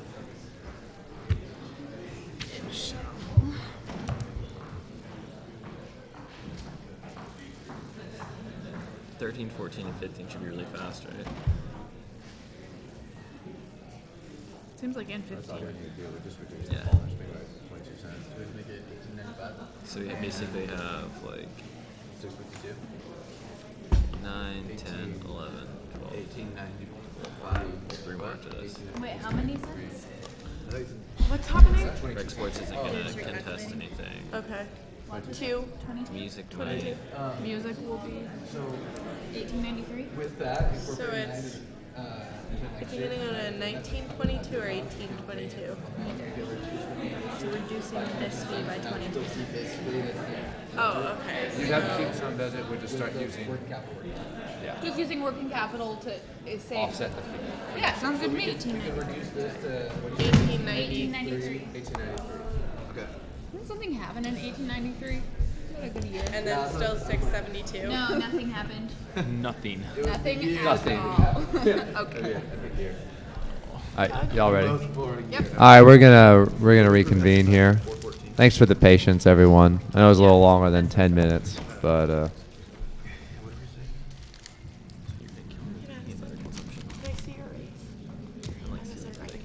so what we discussed was how to draw down ASOSU's excess working capital, and we figured that about $15,000 a year would be a good number. And then, of course, it'll be reevaluated. So that $15,000 is about 22 cents. So we'd be lowering the fiscal year 14 fall, winter, spring fee by 22 cents to $18.93.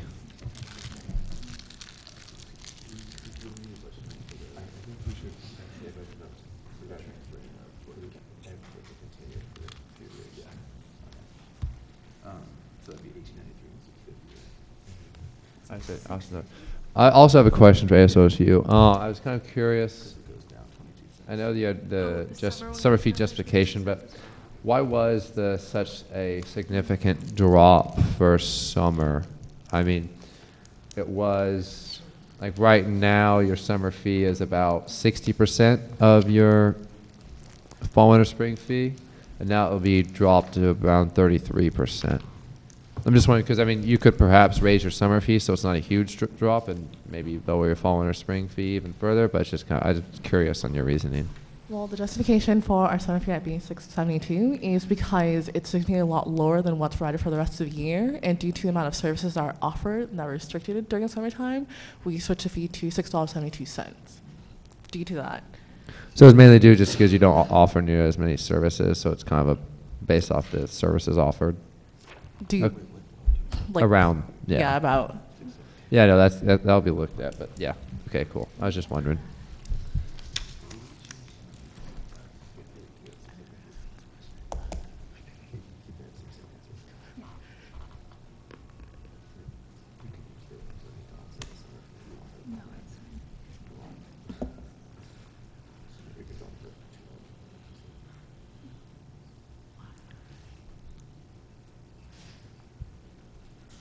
Does this committee have any more questions?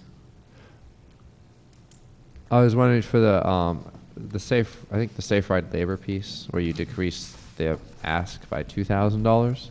Decrease the ask by 2,000. Yeah, was that? So that was something that we did not account for. That was something that was not accounted for earlier. That's correct. So it dropped your expenses by 2,000. Yes, and that's reflected in the new final total in what we handed out tonight.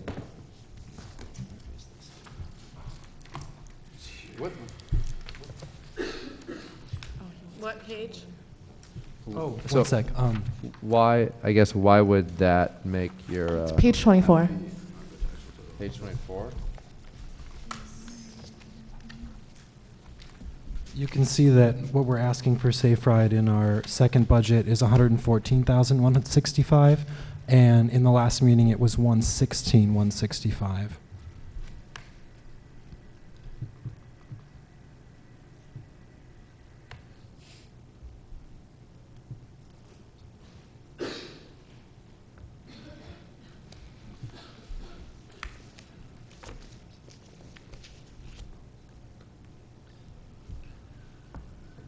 So, but hold on.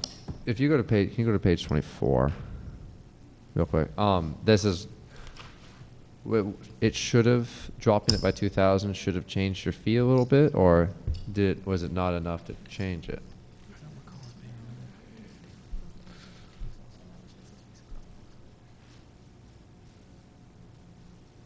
I recall it being a marginal amount, but I can recalculate it right now. So, I mean, I think it would be about 3 cents. For my rough math.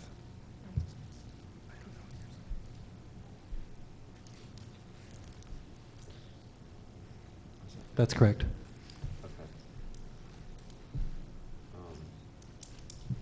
So here's the total expenses, 1358. Wait, why But is the it? total income's at 1362. No, because we push it even further because of the maintenance.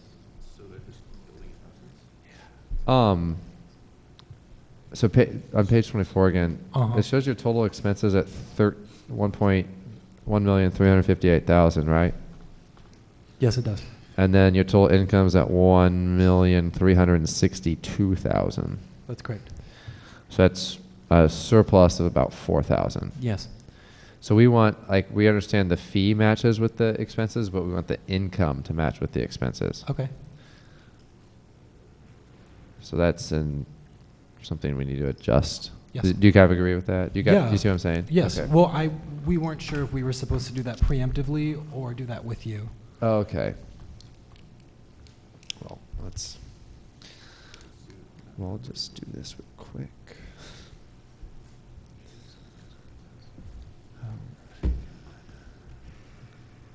Well, it would just be adjusting the 1,284 number, right? No, because.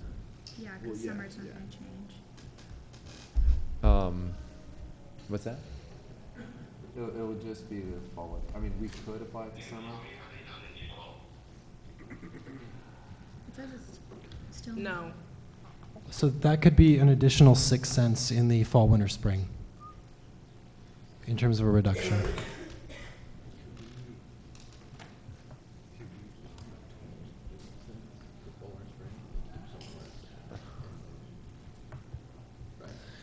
Well, okay, so it would be.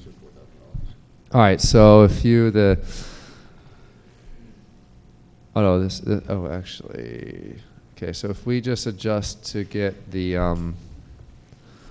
if we add that, so it's about 4,156 extra, which is 6 cents. So we can drop the fee by 6 cents for that. So I'll bring it 1909, and then we can drop it 22 further cents for the fund balance infusion. 1228. So that'll be at 1887. You guys following me? Yes. And you agree? Yeah, that sounds right. Okay. That's what, good. That's what I'm looking for.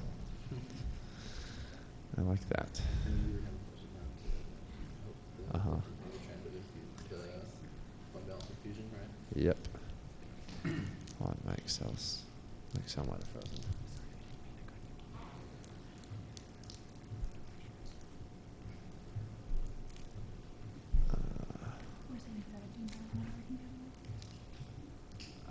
Yeah, we want to 17 or 20, that's right. It's 15,000. Oh, 15,000. 15. Yeah. Brad, what was the fee number you just said? 1886. 87. Yeah. Yeah, 1887.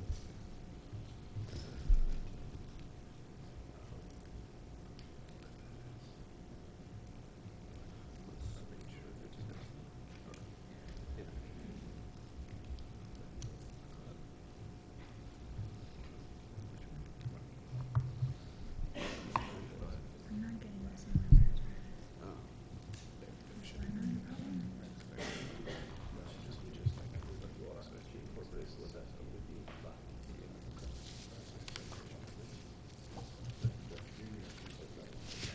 Yeah.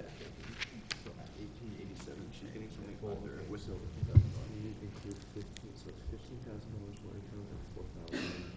Oh, you can subtract. 4,000 for what? Go back to what you had and subtract it by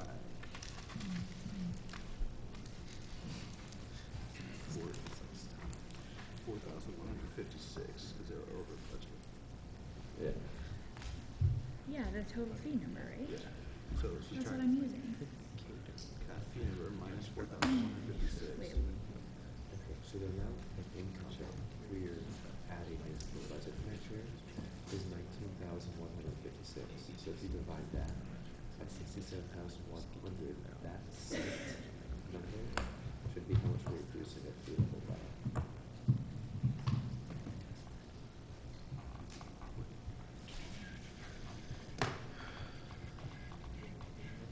What should it be? What's the total number?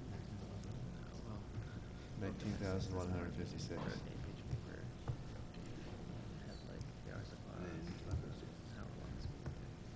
Why would you do that?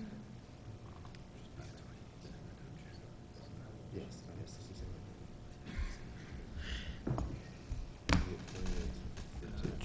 It should be about a 28-cent reduction, right? Yeah, That's what we're- 28. Yeah. Yeah. That's the 1887 number? Yeah. Yeah. Yeah. You get it? Did you see it? Yeah, but when you do it backwards, it doesn't matter. But it's fine. Brad's fine. Let me just make sure you don't do When, How is it not working right now? That's the right number. Yeah. yeah. But I think That means the calculation's gonna be wrong. No, and that you didn't do the 100 dollars, so yeah, it's fine. That makes for $800 and that one. So at 15 gets calculated with the 156. Okay, whatever. I mean, it's fine. I don't want them to know, right? It's fine.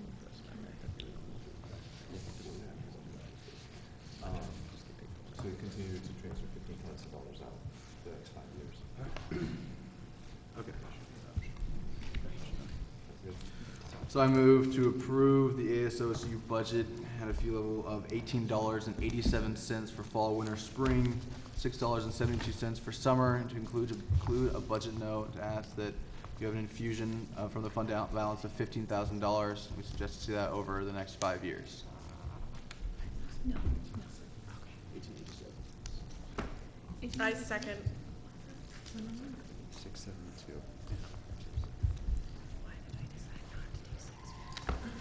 All right, after a second by Tara, we'll move into discussion on the motion.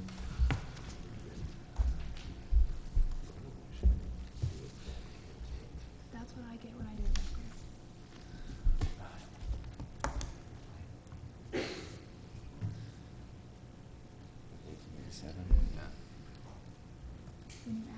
But did you add in also the 4,106? You have to add 4,106 because they're bucket, or are you using the B number instead? No, this is the total number that we'd be granting them next year, so we wouldn't add the 4,000, so this would be the new budget. So what if we fund ASRC be the plan like big run next year for president? Can you add summer? So we could decrease it by more than 10%. So you're thinking that that would be the code as opposed to what do we have? That's true. Well, luckily I'm They not want planning that. 3.5. That's really. You didn't hear I'm planning my campaign right now. And plus I'm really electable now. So. Can you be a shoo-in?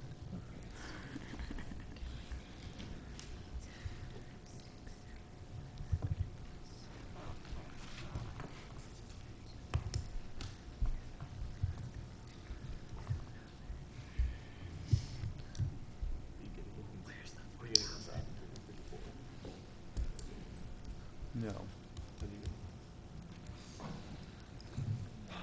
13,509. What?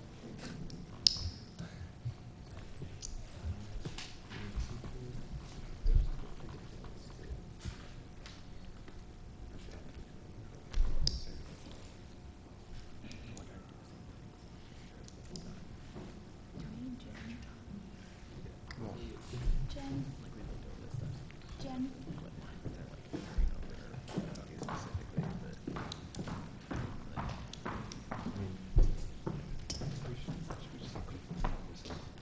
We're going to take a quick 5-minute recess. Thanks.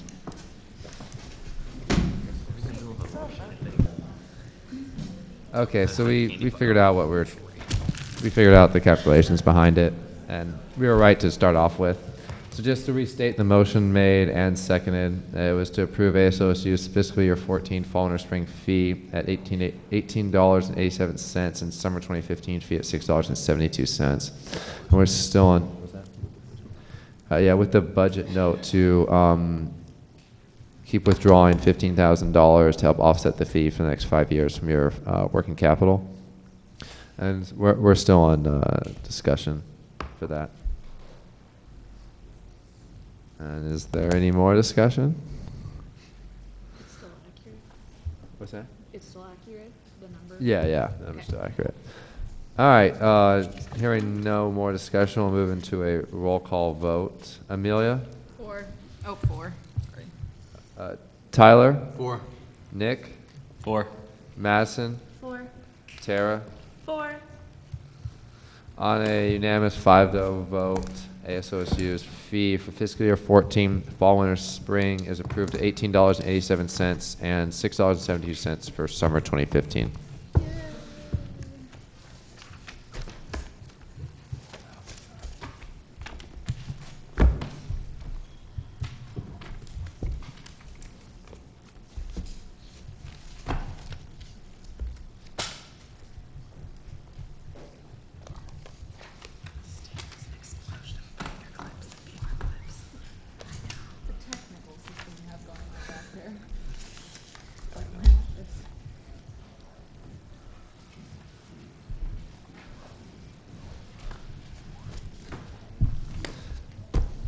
And now we'll hear from Student Diversity Budgeting Board.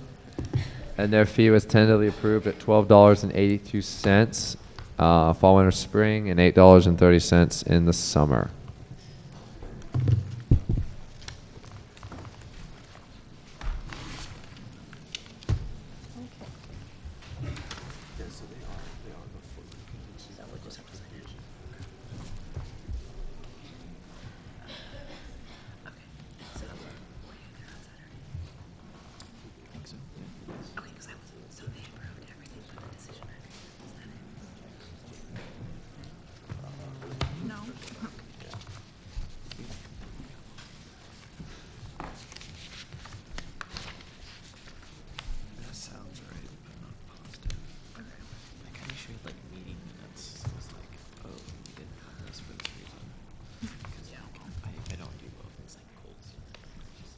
You all can go and get started whenever you want.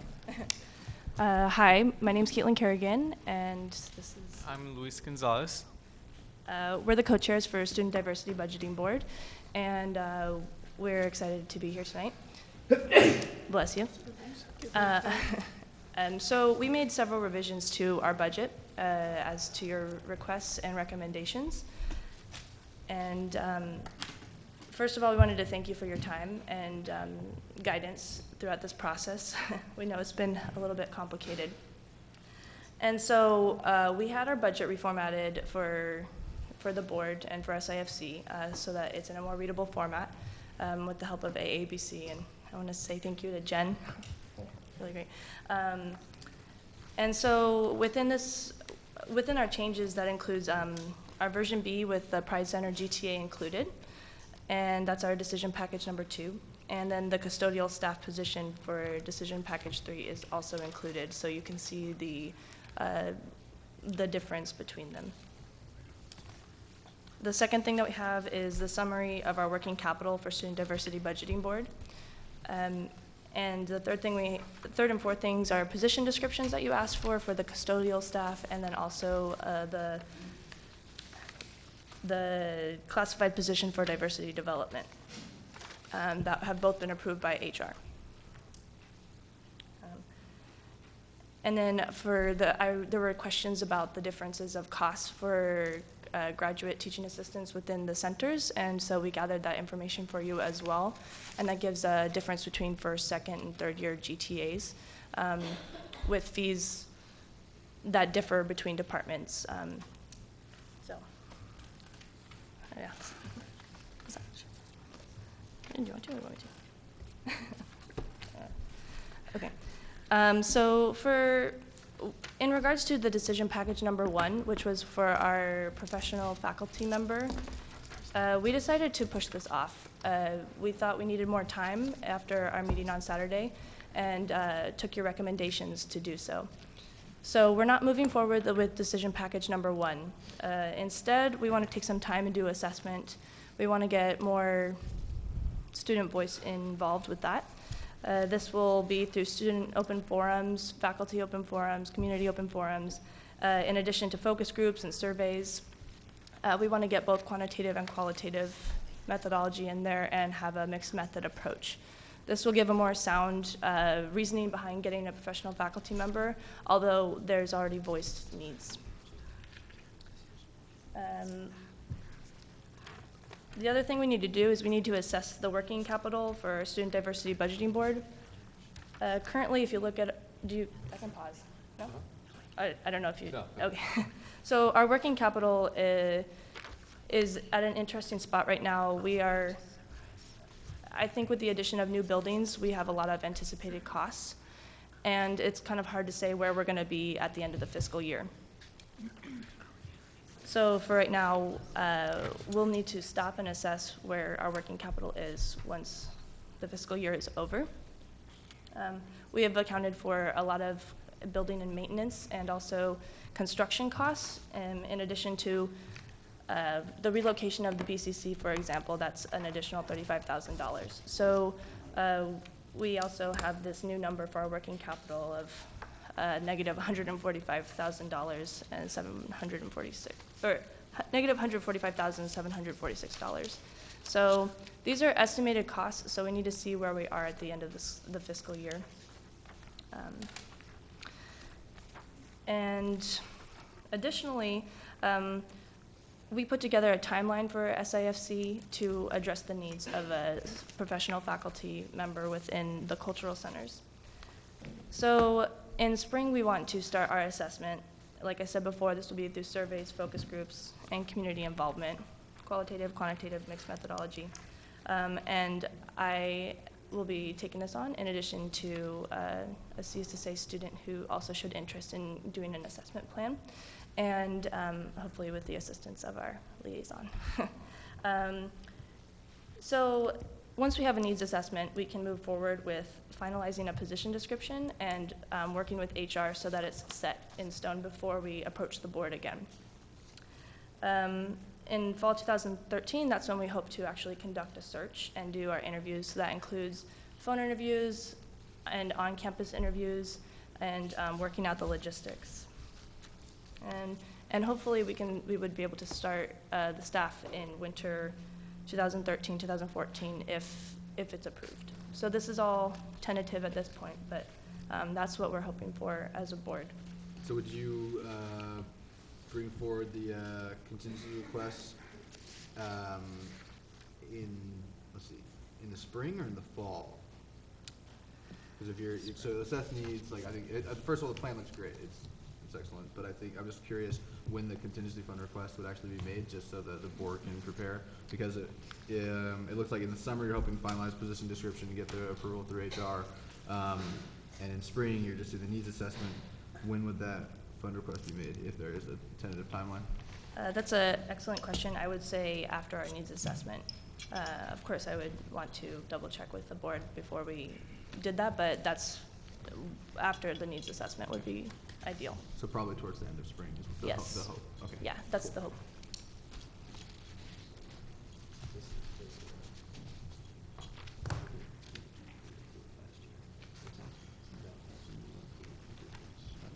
And so going forward with that, then, is this for, so it says a new professional faculty position, so would this be the request at the end of this year or the end of the academic year for the one position and then incorporating it into a plan to get the rest of the positions in a timely manner? Yeah, so this would be part of a long-term plan.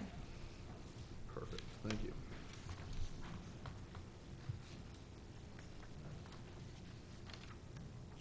And we recognize the need for planning in advance now, so thank you for your guidance on that. It's a little more tricky than just asking for a position, so.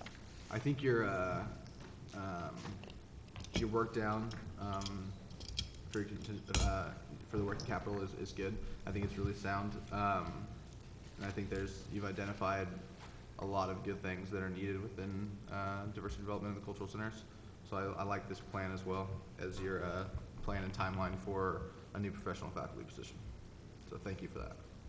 Thank you also for bringing the actual numbers. It was really helpful in understanding, and the position description and understanding what's really going to be, what we're really getting for these positions. Yeah. I think part of it was just miscommunication. We just didn't understand what to bring on Saturday, so this is much better, and I agree. It's much smoother. Okay, cool. I think we're going to move into the public input right now. Okay. Does anyone want to speak on behalf of student diversity? All right. You can come on, make your way up.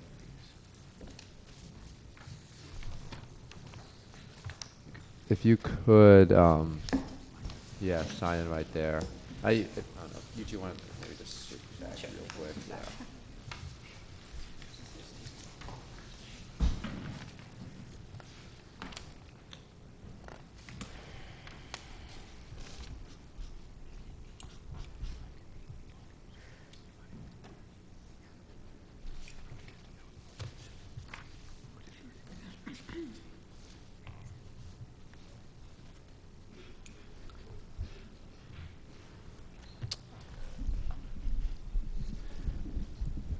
All right. Am I speaking loud enough? Yes. Okay. My name is Daniel Cardenas, and I'm a first-year student within the College Student Services Administration program here at OSU. I also work as the graduate teaching assistant within diversity development, and specifically the Native American Longhouse, ENA House.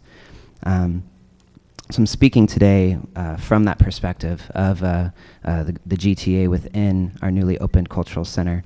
I think it's also important that I also reference my experience working within student-led and student-run organizations within my undergrad as well for 4 years, working within GTA-type positions as an undergrad, really knowing and understanding the importance of having students in leadership positions, testing students' capabilities beyond their initial leadership capacity from which they enter position, and how important that is and how our cultural center really does that on a daily basis.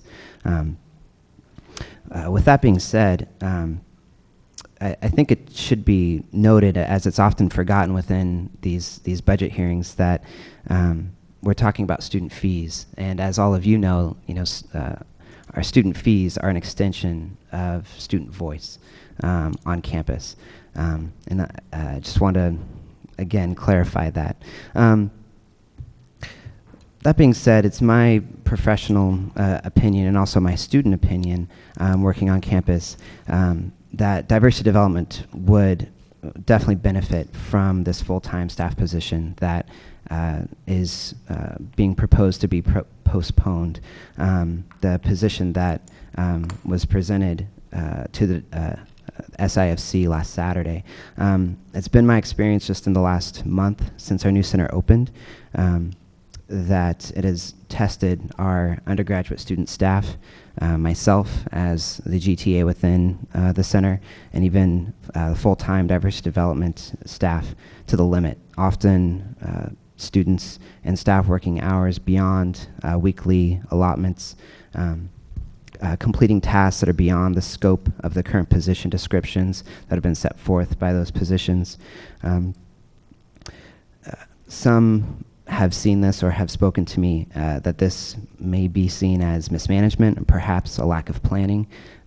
I humbly disagree. I think that the human resources work that has been done up to this point to try and hire full-time staff within diversity development within the last calendar year in preparation for the opening of these new cultural centers, that process has been discussed in previous SIFC hearings, especially on Saturday. So I won't go into all the details here tonight, but I will say that it's my belief that the lack of another full-time position has left us with particular needs within the centers, including, but not limited to, ensuring the proper execution of non-diversity development or non-Native American Longhouse specific programming within the center, which has risen drastically within the last month since the new Native American Longhouse, Ina House, has opened.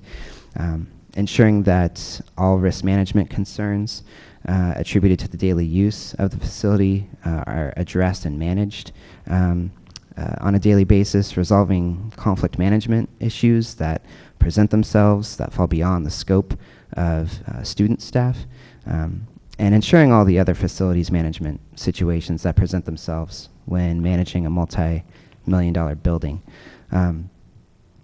I like to stress that it's my personal preference that at least one full-time faculty position were considered, though I respect the decision of the Student Diversity Budgeting Board, our SIFC liaison, the guidance that we've received.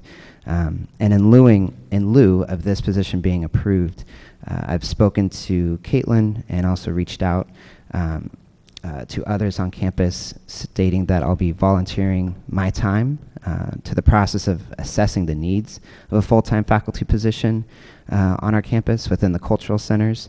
The details of this plan were included, some minor details of the plan were included within the cover letter that was presented to SIFC and the budget that was presented to you all earlier today. I think it's important to note that this work will fall beyond the parameters of my current GTA position within diversity development.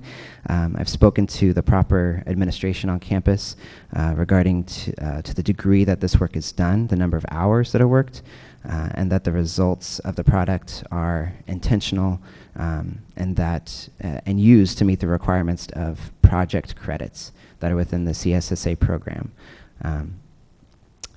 It should also be noted that work that I will be doing before the end of this term will fall under academic work within the requirements of my research and assessment AHE 513 course for the next few months. In order to fulfill this requirement, it's important that I get to work about a year ago on this project. So therefore, I'm requesting that all information that's currently public, including executive summaries of internal external reviews, academic journal articles that professionals hold that they believe would help with this assessment and the literature review in regards to the research that needs to be done, are given to me so that I can start right away. I also am intentional and will be intentional about meeting with the leaders, the student leaders within all of the cultural centers and diversity development, and the resource centers on campus, including Student Diversity Budgeting Board, our SIFC liaison, to ensure that everyone is included within this conversation. That being said, I'm excited to get to work, to continue my work, and to continue to participate in the betterment of diversity programming on the OSU campus. Thank you. Thank you. Yeah, go on.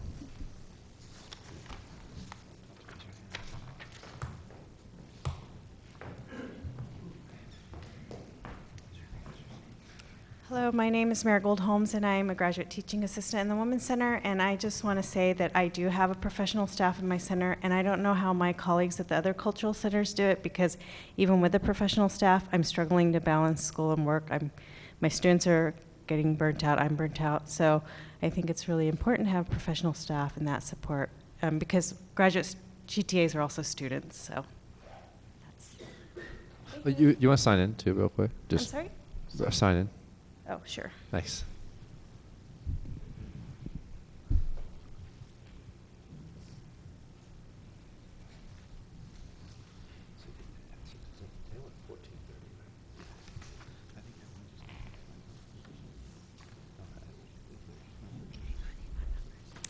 Thank you. Yeah.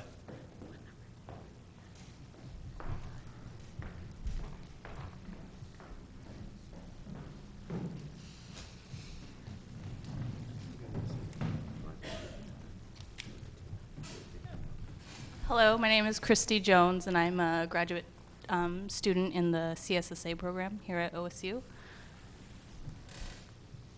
Hi. All three of us are essentially going to say the same thing, so we thought we would come all together, get it over with, and then not berate you over and over. My name is Kat Osborne Gowie. I teach here at OSU, and I also run a domestic violence program for my tribe. Hi, my name is Gail Woodside. I'm a PhD student here at Oregon State University, as well as one of the elders for the Native American Longhouse, Ina House. And I also teach here. So. Well, we all have experience with the Longhouse, either as students or have worked there, or we're all on the advisory board. And the main thing that we wanted to say together is that what everyone has pretty much already said, and has been said by someone else from a different cultural center, is that having a full-time faculty position allows for mentorship, both culturally, academically, and professionally. For students who are already taxed working full-time as students and then trying to take on positions at the Longhouse, that's a lot to ask, especially for students to try to pull off professional events and that kind of a thing. There needs to be someone there who can mentor them. And I think specifically for the Longhouse, tribal communities in Oregon are asking for that. They're asking for someone who's consistently going to be there who can mentor to their Native students that they're sending to Oregon State. The really beautiful thing about having a mentor in the Native American Longhouse, Ina House, is that it does not disconnect from the student staff who are within the Longhouse, but it helps give them a place to go to when they are in need of questions, mentoring, solving problems. It is very important.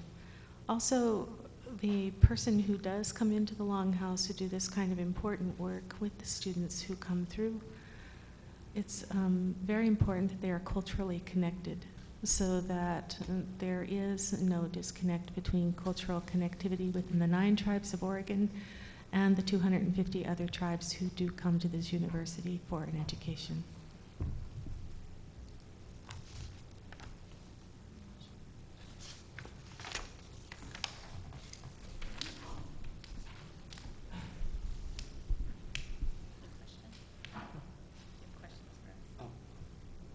No. Thank you. Thank you all very much. Yeah, thank you.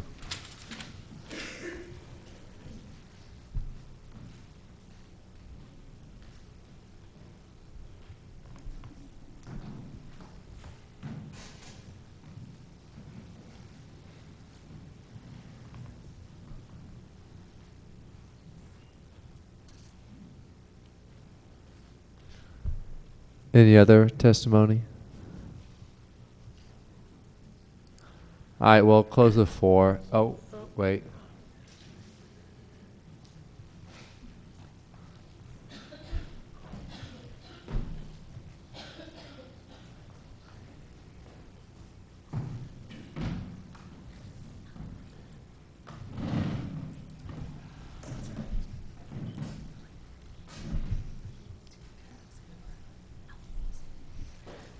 Hi, my name is Tomomi Kurosaki. I'm a graduate assistant at the Asian and Pacific Cultural Center.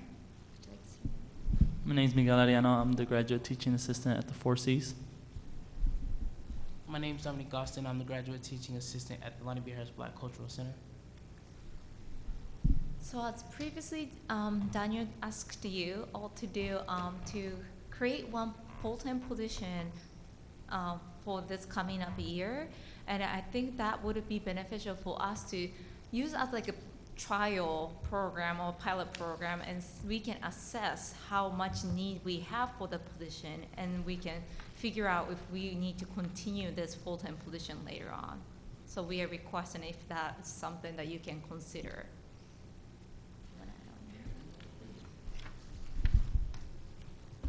We're all thinking that it'd be easier to collect data, and Daniel to collect this data to see if we need to open up these next 3 positions for other cultural centers.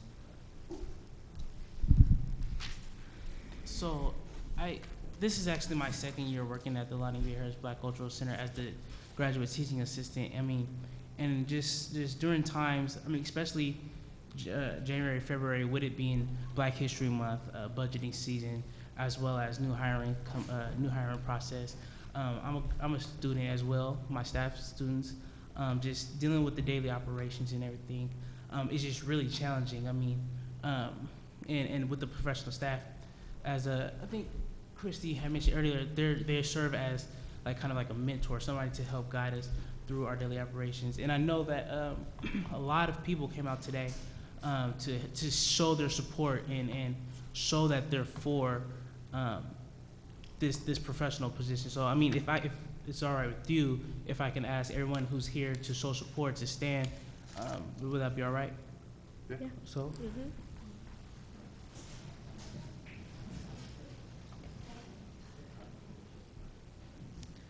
So is this meaning that the people standing are all wanting the professional faculty positions? Yes, yes.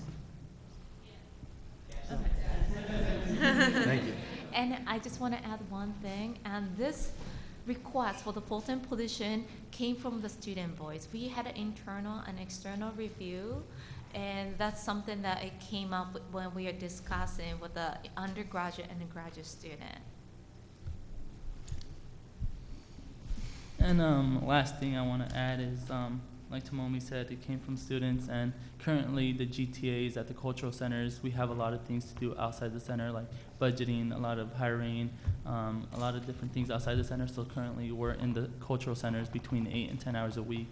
And so this position will allow us to work directly with the students and help them, guide them through like either academics or through the program planning. And so allow us to like be more, be in the centers more to guide students through the programming, their academics and stuff, be more as a mentor.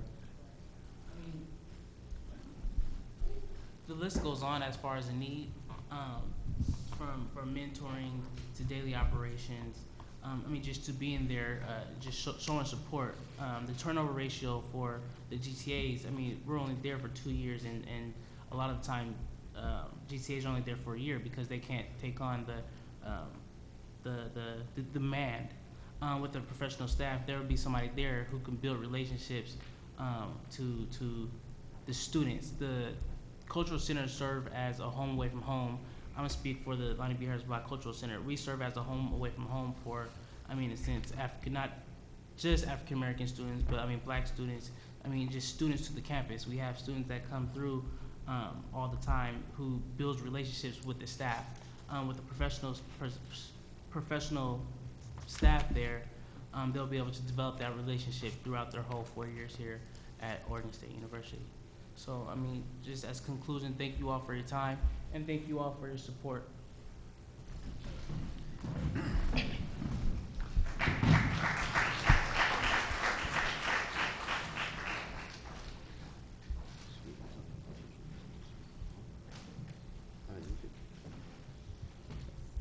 So thank you all for coming out and showing your support for these positions. Obviously shows how vested you all are within your organizations and how much this would mean to you and to the success of your organization. And also thank you for identifying a clear timeline and a plan of how you're going to think strategically in order to get these positions, get them hired in a timely manner, get them approved, and also long-term how you're going to incorporate them into budgets in future years.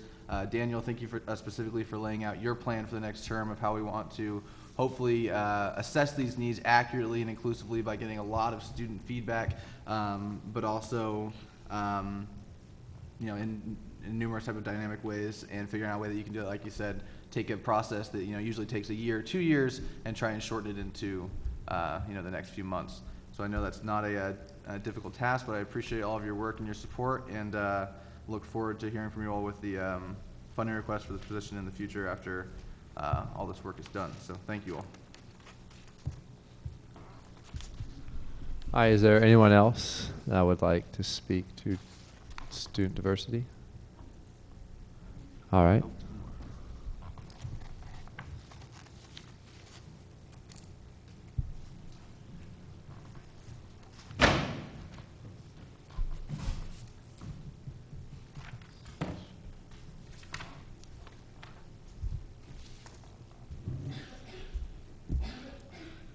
Hello, my name is Jill Wheaton-Abraham. I'm a graduate student here at Oregon State, and I'm also the graduate teaching assistant for Native American or American Indian Initiatives.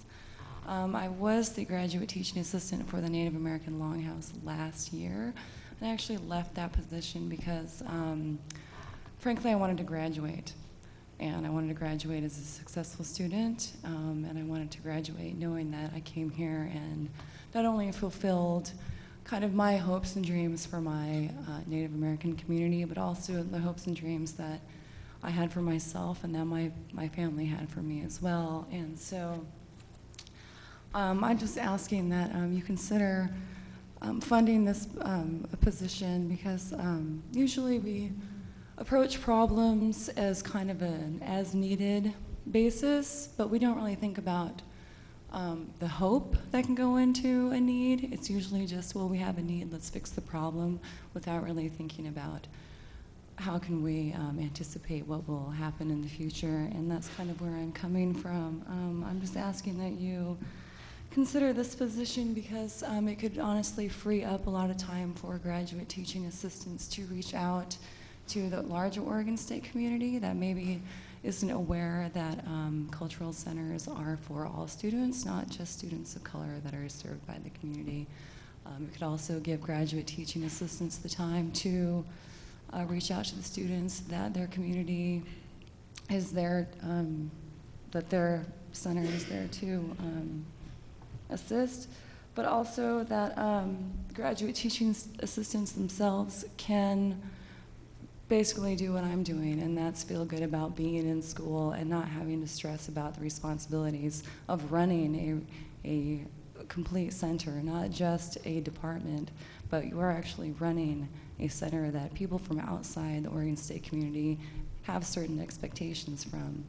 So I'm asking that you consider funding this position so that you can give hope to future graduate students that would like to serve their communities but don't want the responsibility of having a full-time job on top of full-time schedule.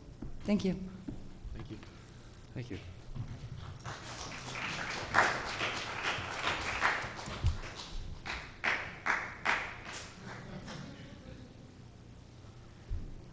Is there anyone else?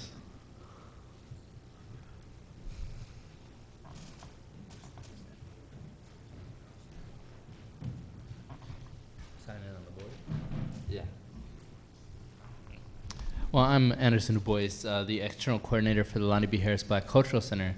Thank you for allowing me space and time to speak up here. So I want to represent diversity development to get this new professional position put in, because really everybody's, especially around for my cultural center, is kind of pulling their hair out. We have events almost every month. It's kind of what it's looking for us. We have events every month that we're putting on for OSU students within the African American community and outside to teach them more about our culture. As well, we're trying to get a trip down to the U of O conference so that they can meet, students will have the ability to meet Cornell West and Dead Prez, which are huge figures within the community, which is kind of like a once-in-a-lifetime kind of an opportunity. And then as well, I mean, there's other conferences going on and events that we're trying to plan, and it's hard to connect with, my GTA if at the same time, he's trying to do his school, I'm trying to do my school. It's my classes, he's got his thesis, and we have, finals coming up just around the corner. I think it's really important that we're gonna have this professional position put in so that we will be able to have a more space to connect and more time to connect with an administrative position, so we don't have to stress about, am I gonna be able to connect with him because he's busy with his work, or Victoria is out in a meeting. Which does happen a lot from time to time, and so we're looking to bridge these connections as far as communication, as far as meetings, because it's been really hard to even plan meetings with our class schedules going on, and it's nice to have somebody who we know will be in the office while Victoria's out, and that we know our GTAs will be able to connect with a lot more thoroughly. Thank you. Thank you.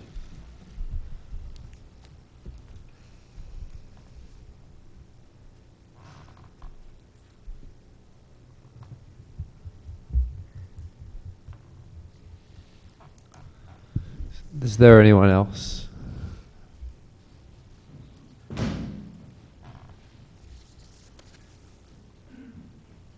All right, I'll now close the floor and we'll move on to committee discussion.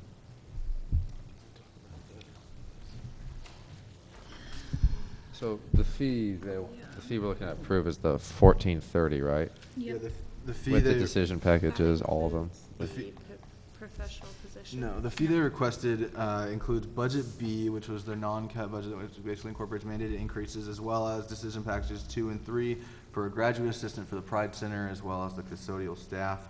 And then they address that they would be coming to SFC with a contingency fund request in the end of the spring after a survey and assessment has gone out, and they've worked on a position description for the unclassified professional faculty staff.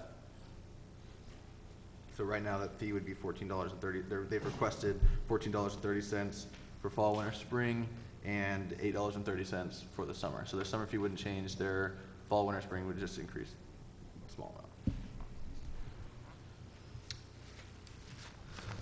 amount. Yeah, I do think they made good cases at the presentation for their custodial and GTA. I also want to say it's also very cool to see that many students come out in support of a budget, because you really don't see it a whole bunch, and then it's really cool when you have up to like 15 people come and speak for a budget. I think it's a good testimony. It also helps us get a greater understanding for the need to hear about the hours and the relationships and all of the support that this full-time position could provide. It does help to put those things in perspective, so thank you. Yeah, it puts a good face to what the words in the budget say. And that'll be really helpful when you all come after you do your assessments and come forward with a contingency fund request, because we'll already have that base and we'll understand the need with some of those personal testimonies. Then we'll back it up with basically all the data that you find and things like that. So it'll just make the whole process much easier. So that being said, again, thank you all for being here and showing up today. Thank you for speaking to some of the areas of need that you have. We know this can be especially true with many of the centers already coming online and in the future coming online, so we greatly appreciate the support. One thing for me, I am the liaison to this board, and so one area that we would like to see addressed is looking at the budget right now. In the diversity development budget, we see a 70% increase in other expenses.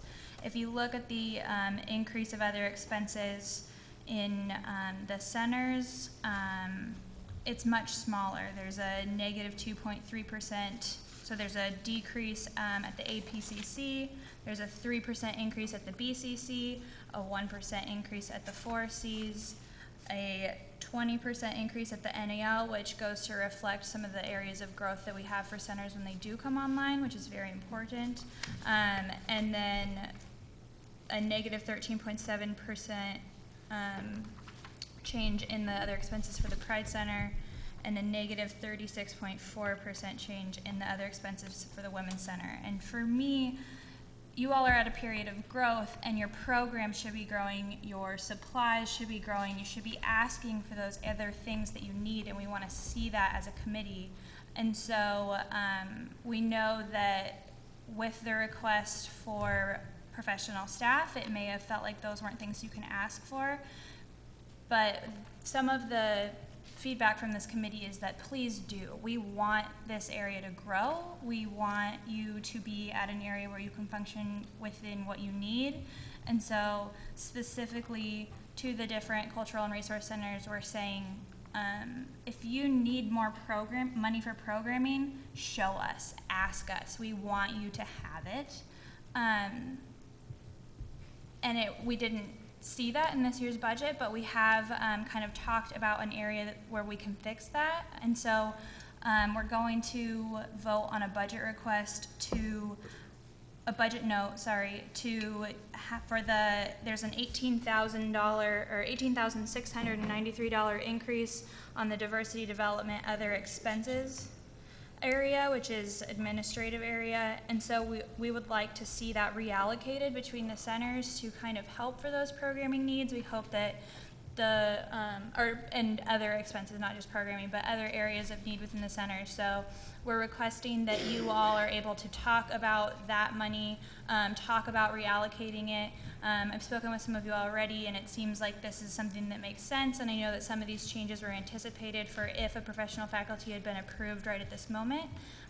So again, I think what the committee would like to see is a plan, and we can talk amongst ourselves about dates. We're thinking probably in the beginning of spring term. We'd like to kind of see what that would look like for you all. But again, just redistributing that between the different areas within SDBB to reflect some of those areas of need more specifically. And if you come back to us saying that where it is where it needs to be, or that that's where the majority of it needs to be, we just want to see the data. We want to see that that conversation has happened. But again, with the centers and the growth that you're going through right now and the really exciting changes, we just want to see you being supported in your initiatives as well. So if you all could have those discussions, maybe what you'll find is you have a greater need and a contingency request will make sense later. I don't know. But we just really want to make sure that as you're stepping into these new centers, you are asking for what you need in a way that you feel supported, because that's what this committee is here to do. That is what student fees are here to do. And we do believe that the student voice, Daniel, as you spoke about, with student fees being a reflection of that, this is something that we want that to reflect as well. Does that make sense as far as the budget note and the discussion that we'd kind of like to see happen? One question. I think you mentioned 18,000. Is that within one particular line item? If you look at the diversity development, MSA 302, and then you go down to other expenses, it's the line right before the total expenses. The 2013-2014 requested fee is $18,000 more than what it was approved last year. And so that's just kind of the money that we're looking at redistributing, if that makes sense for you all. I mean, I don't want to speak for your board and the decisions that you have to make, but it was just a suggestion that we thought might be viable within our discussion. Victoria?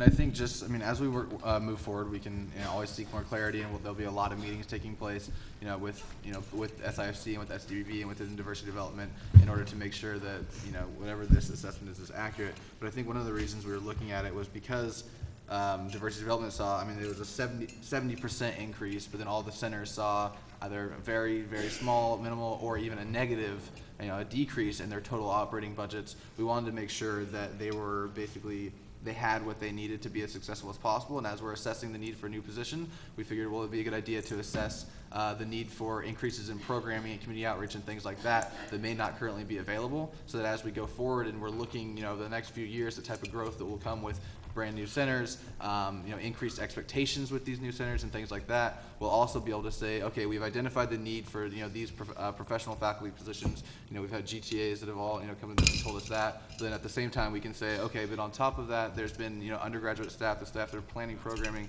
that are able to go forward and identify those needs as well. And like Madison said, if it turns out that that 70% increase is necessary only within the diversity development budget, and it'll be used primarily on the marketing campaign or within professional development, then so be it. We just want to be able to see that and make sure that we're assessing the needs, not just for professional faculty, but for programming as well. So that as we go forward in the future, we'll have an idea of what SDBB will need, for years to come as they, to help facilitate that growth that they're seeing with the new centers and with more students utilizing their resources because of the new centers.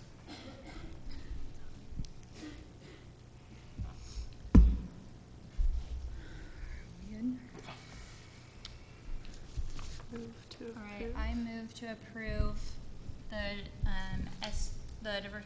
SDBB fee at $14.30 for fall, winter, and spring, and $8.30 for summer, with a budget note for the redistribution of funds from other expenses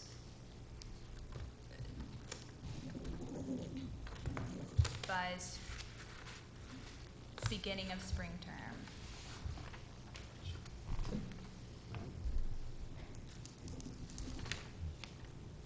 Is there a second? Second.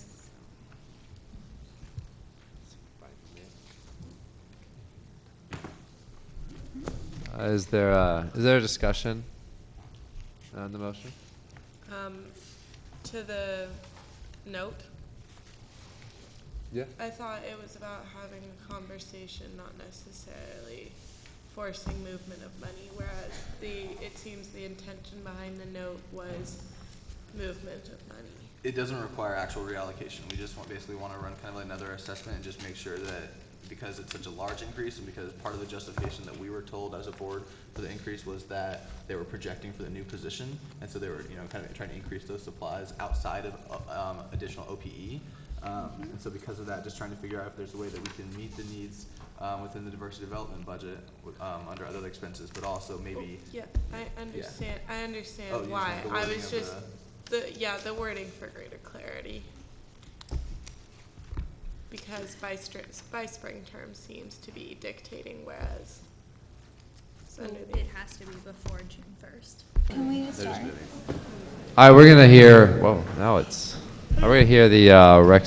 Why is that? We're gonna hear the rec sports now. We totally approved at $66.08 for fall, winter, spring 2014, and summer 2015 at $58.61. I'm Priscilla Macy. I'm Cash Phillips. We're co-chairs. We have no. Oh. You want to just, I guess. Hey, as we move out, we can try to be a little quiet. We're trying to get going here.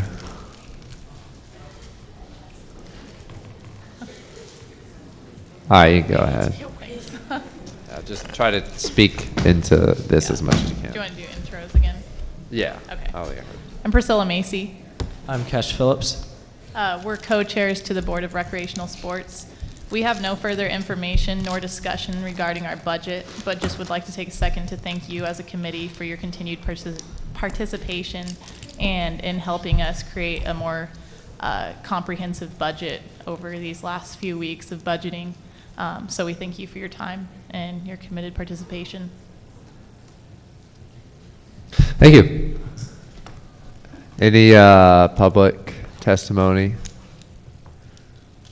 input for rec sports? I'll close the floor to that. We'll move into committee discussion. Is there any discussion about this budget? I think it's pretty straightforward. I move to approve the rec sports budget at $66.08 for fall, winter, and spring, and at $58.61 for summer. Second.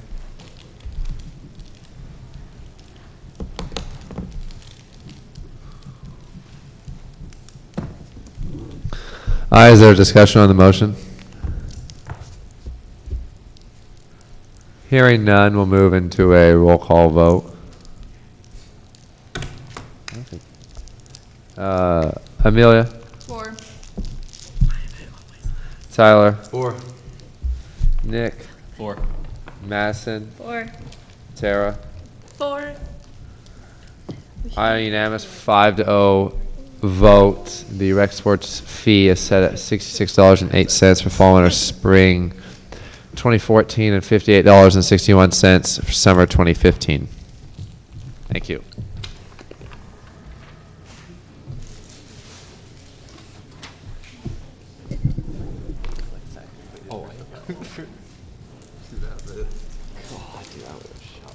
So,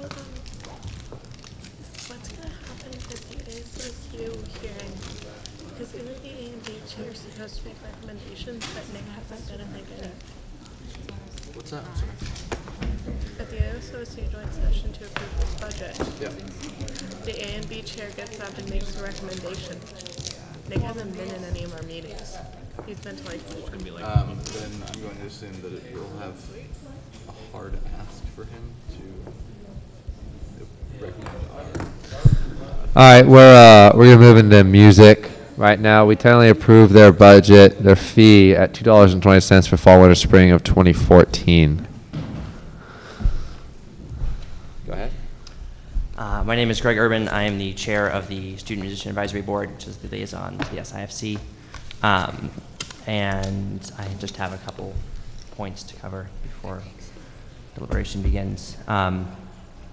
I just want to point out that in slashing our budget in half and expecting a contingency fund request in the future, that's setting us up to fail in the future as the board changes drastically between this year and next year, as we've determined over the last couple of years.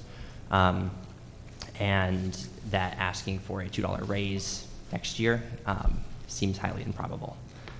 We do realize that the board realizes how important music is and how important the music department is to the university, both from our conversations last night as well as comments made by the president of the university and other important people in the past couple weeks committing their funds and support to the music department and the arts program in general at OSU. And in doing this decision, you're punishing students for something that is not really in the student's control. This is a lot of problems happening within the reorganization of the whole music department going into the College of Liberal Arts, and a lot of miscommunication between the School of Music, or now the Department of Music, and the business centers, both the ASBC and the AABC, and some confusion surrounding that and access to numbers with that. So in general, we'd ask that the fee be approved from what we submitted, even though our submission was not up to the guidelines we were looking for, and that you were looking for, and that you save judgment until next year, once we have figured out our kind of internal stuff within the department and with our relationship with the business centers. Yeah. Thank you. Is there any, we'll move into public testimony. Is there anyone that speaks for musics? I'll close the floor to public and we'll move into committee discussion.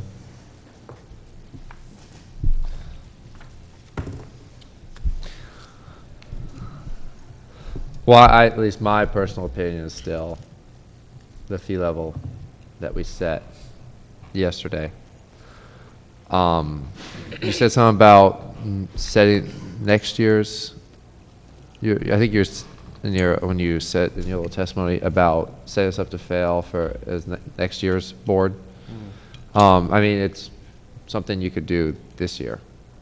If you got everything in order, you could see us in the spring for a request to make up the difference of what you actually need. Mm-hmm. But in setting the fee level to $2.20 for this year and looking at that next year, they're looking at that. So as a $2 hold on. That just because there's a raise doesn't mean I mean, if you submit a budget and it comes out to $4.40, I don't see why a fee committee would say no. I mean, because it'll be pretty well known on why it happened this year, versus something that, I mean, I guess if next year it's like the same problem, then I would expect the same result or even maybe a worse result. But if you come next year, I mean, we get the executive report on time and we get the budget submission on time and it's like up to par, I don't see why your request wouldn't be granted. Can I say something just in regards to that? So I think that maybe you're operating under the assumption I know a lot of organizations or budgeting boards do, is that our goal with an SIC is just to reduce the fee level, right, or just to cut budgets. That's not our goal. The reason that we ran for these positions and were elected to this board was because we want to make sure that student dollars are being used responsibly, and we want to make sure that students are, receiving, a service or a benefit with those, with those student dollars. And so if you come back and you're able to say, look, we, this $4.71, $4.40, this is what we've been using, this is what we need. If your budget says that next year, a board isn't just going to say, oh, why did you spend twice as much as, you had? They're going to look at the year trend and figure out, okay, I mean, they'll already know because of this board, but they'll say, okay, this was a mistake, but now we have this problem fixed, and now we'll, actually make the funding, at an appropriate level for what is needed. But we need to see that needs assessment, and that's the thing that we didn't see this year, and so it makes it hard to approve that level without seeing any of the actual details of a budget, how much money was actually spent, things like that. And also I think that, like Brad said, is you can come in the spring, and you can, present to this board who you've talked to and worked with in order to help match, or, to get that contingency fund request to help match the need. Okay. And can I say, as far as the responsible thing, we've seen so many amazing programs and budgets come before us over the past weeks, months, whatever. And they all have wonderful programs, but we're not here to assess the value of whatever you're doing. We're here to assess the money that you're spending, and are you spending it wisely? And are you spending it responsibly? And I personally, coming here and saying we're a great program, don't cut us, isn't really responsible, because we don't know where that money is going to go. We don't know if it's going to be used responsibly, and that's not what this board is here for. And I feel that what our job is to take what you tell us, which would be, here's where the money's going, here's what we've done in the past, here's where it's going to go in the future. And I would never be comfortable with someone saying, blindly fund us. Okay. And that's not a statement to your program at all. That's a statement to the process. Yeah. Yeah, it's I told SSI a somewhat similar thing, because it's like last year the budget was $11 and now it's at $4.14. It's, at least from my experience being on the committee for the past 2 years, if we see a budget that's well thought out, decision packages well thought out, that clearly demonstrates the need, I don't remember any time we've denied a decision package because it looks really good and you guys probably really need it, but we're just trying to keep this. We're just trying to cut as much as we can. So as Tyler was saying, we're not here just to like cut a fee. We're here to really assess, hold accountable organizations to the money that they do receive from students. 'Cause, I mean, honestly, it's like there's probably at least a lot of students I've talked to, they have no idea like they pay about $450 a term in student fees. Mm-hmm. So that's like it's our job here. And as to your concern about next year's committee, some of the people who are sitting in front of you will be around next year, and they will remember this meeting and be able to say, well, this is what happened, and you will have a liaison who you can talk to and who can come to the committee and voice the discussions that you've had and the issues that have been brought up here today. And hopefully, I mean, I can imagine that this reduction won't affect the future at all. Okay.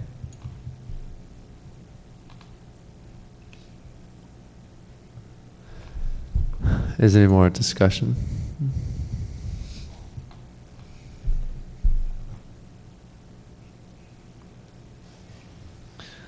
Does anyone want to make a motion? Move to approve the music fee at $2.20 for fall, winter, and spring, and at nothing for summer. Second.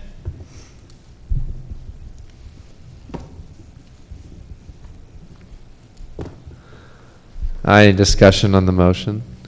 As a reminder, we would need unanimous approval for this. As for discussion, I want to emphasize what everyone has been saying. I think that the music department is incredibly important. We just need to be able to justify the fee going towards it. And so when we get that information, I think that we will be able to address it as a committee and make sure that you all have the funding that you need, but we need that accountability right now. And we're not trying to send a message to the students involved with this budget. We are trying to send a message to the people who have not been able to provide these numbers in the last 2.5 years, like we talked about. I hope that this can give some incentive to get that solution addressed as well.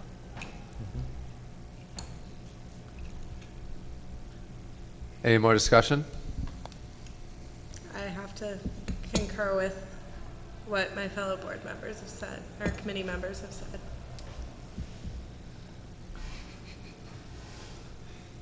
Any more?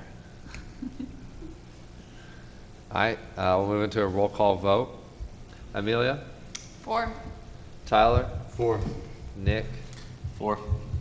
Masson? 4. Tara? 4. And I vote in favor. On a 6-0 unanimous vote, music fee has been set $2.20 for fall, winter, spring 2014. Thank you.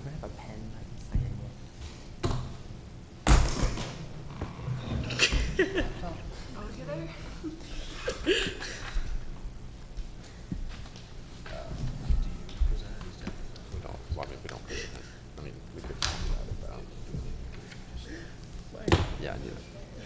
Where'd it go?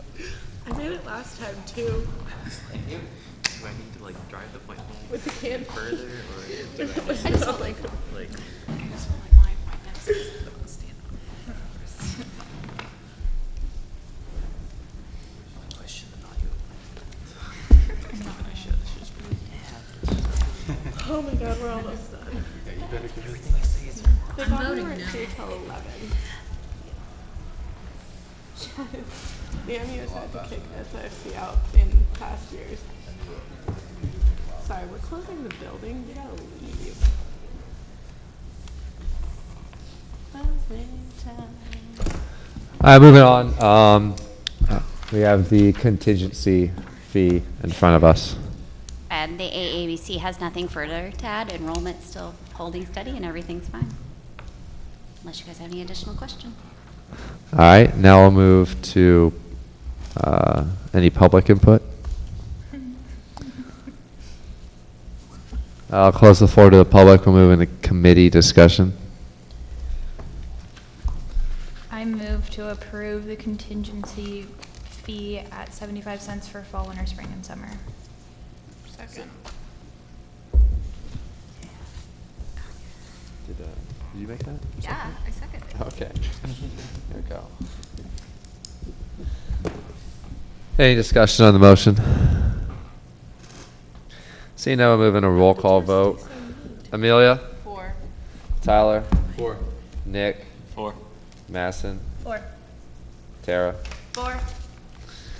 5-0 vote, contingency fee set 75 cents for fall, winter, spring 2014 and 75 cents summer 2015.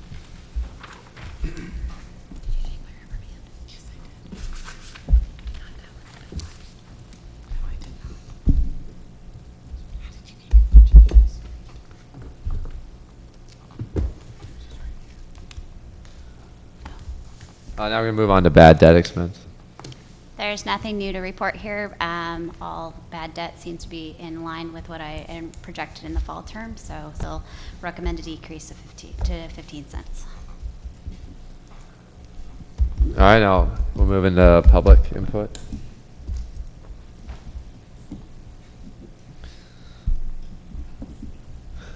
Seeing no public input, we'll close the floor, move into committee discussion. I move to approve bad debt fee at 15 cents for fall, winter, spring, and summer. Second.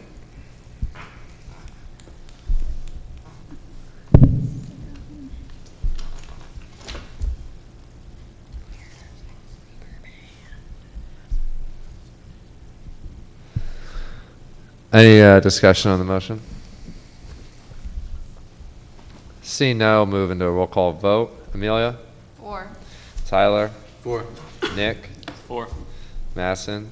4. Tara? 4. All right, and a 5-0 vote. Bad debt expense has been set 15 cents a term, fall, winter, spring 2014, and 15 cents in summer 2015. I move to adjourn. Wait, No, we no, have one more. you won't. Facility. Please not. It's a very important one, by the way. Now you have to strike it down. To move. Someone second it. There's no seconds. Oh. No, no. Yes, I second. The chair didn't hear it. All right, so this is the student facilities improvement fee, and it's basically the bonds to fund. It is. You currently have bonds for the turf fields, and you have an internal bank loan that is going to be executed for the SEC. That'll have a 30-year payment bond obligation. We'll sell the bonds for that for spring of 2014.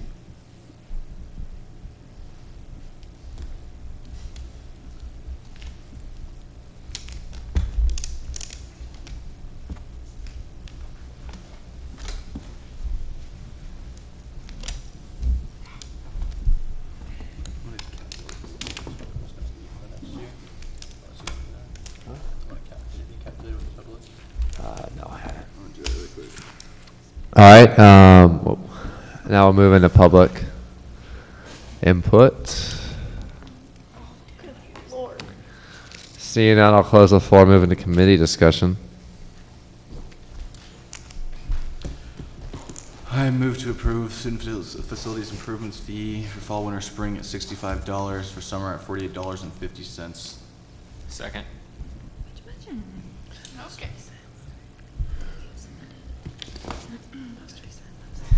Is there any discussion on the motion?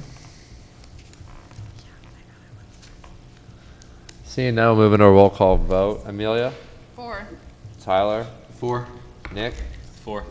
Masson? 4. Tara? 4. On a 5-0 unanimous vote, the student facilities improvement fee has been set $65 for fall, winter, spring 2014 and $48.50 for summer 2015.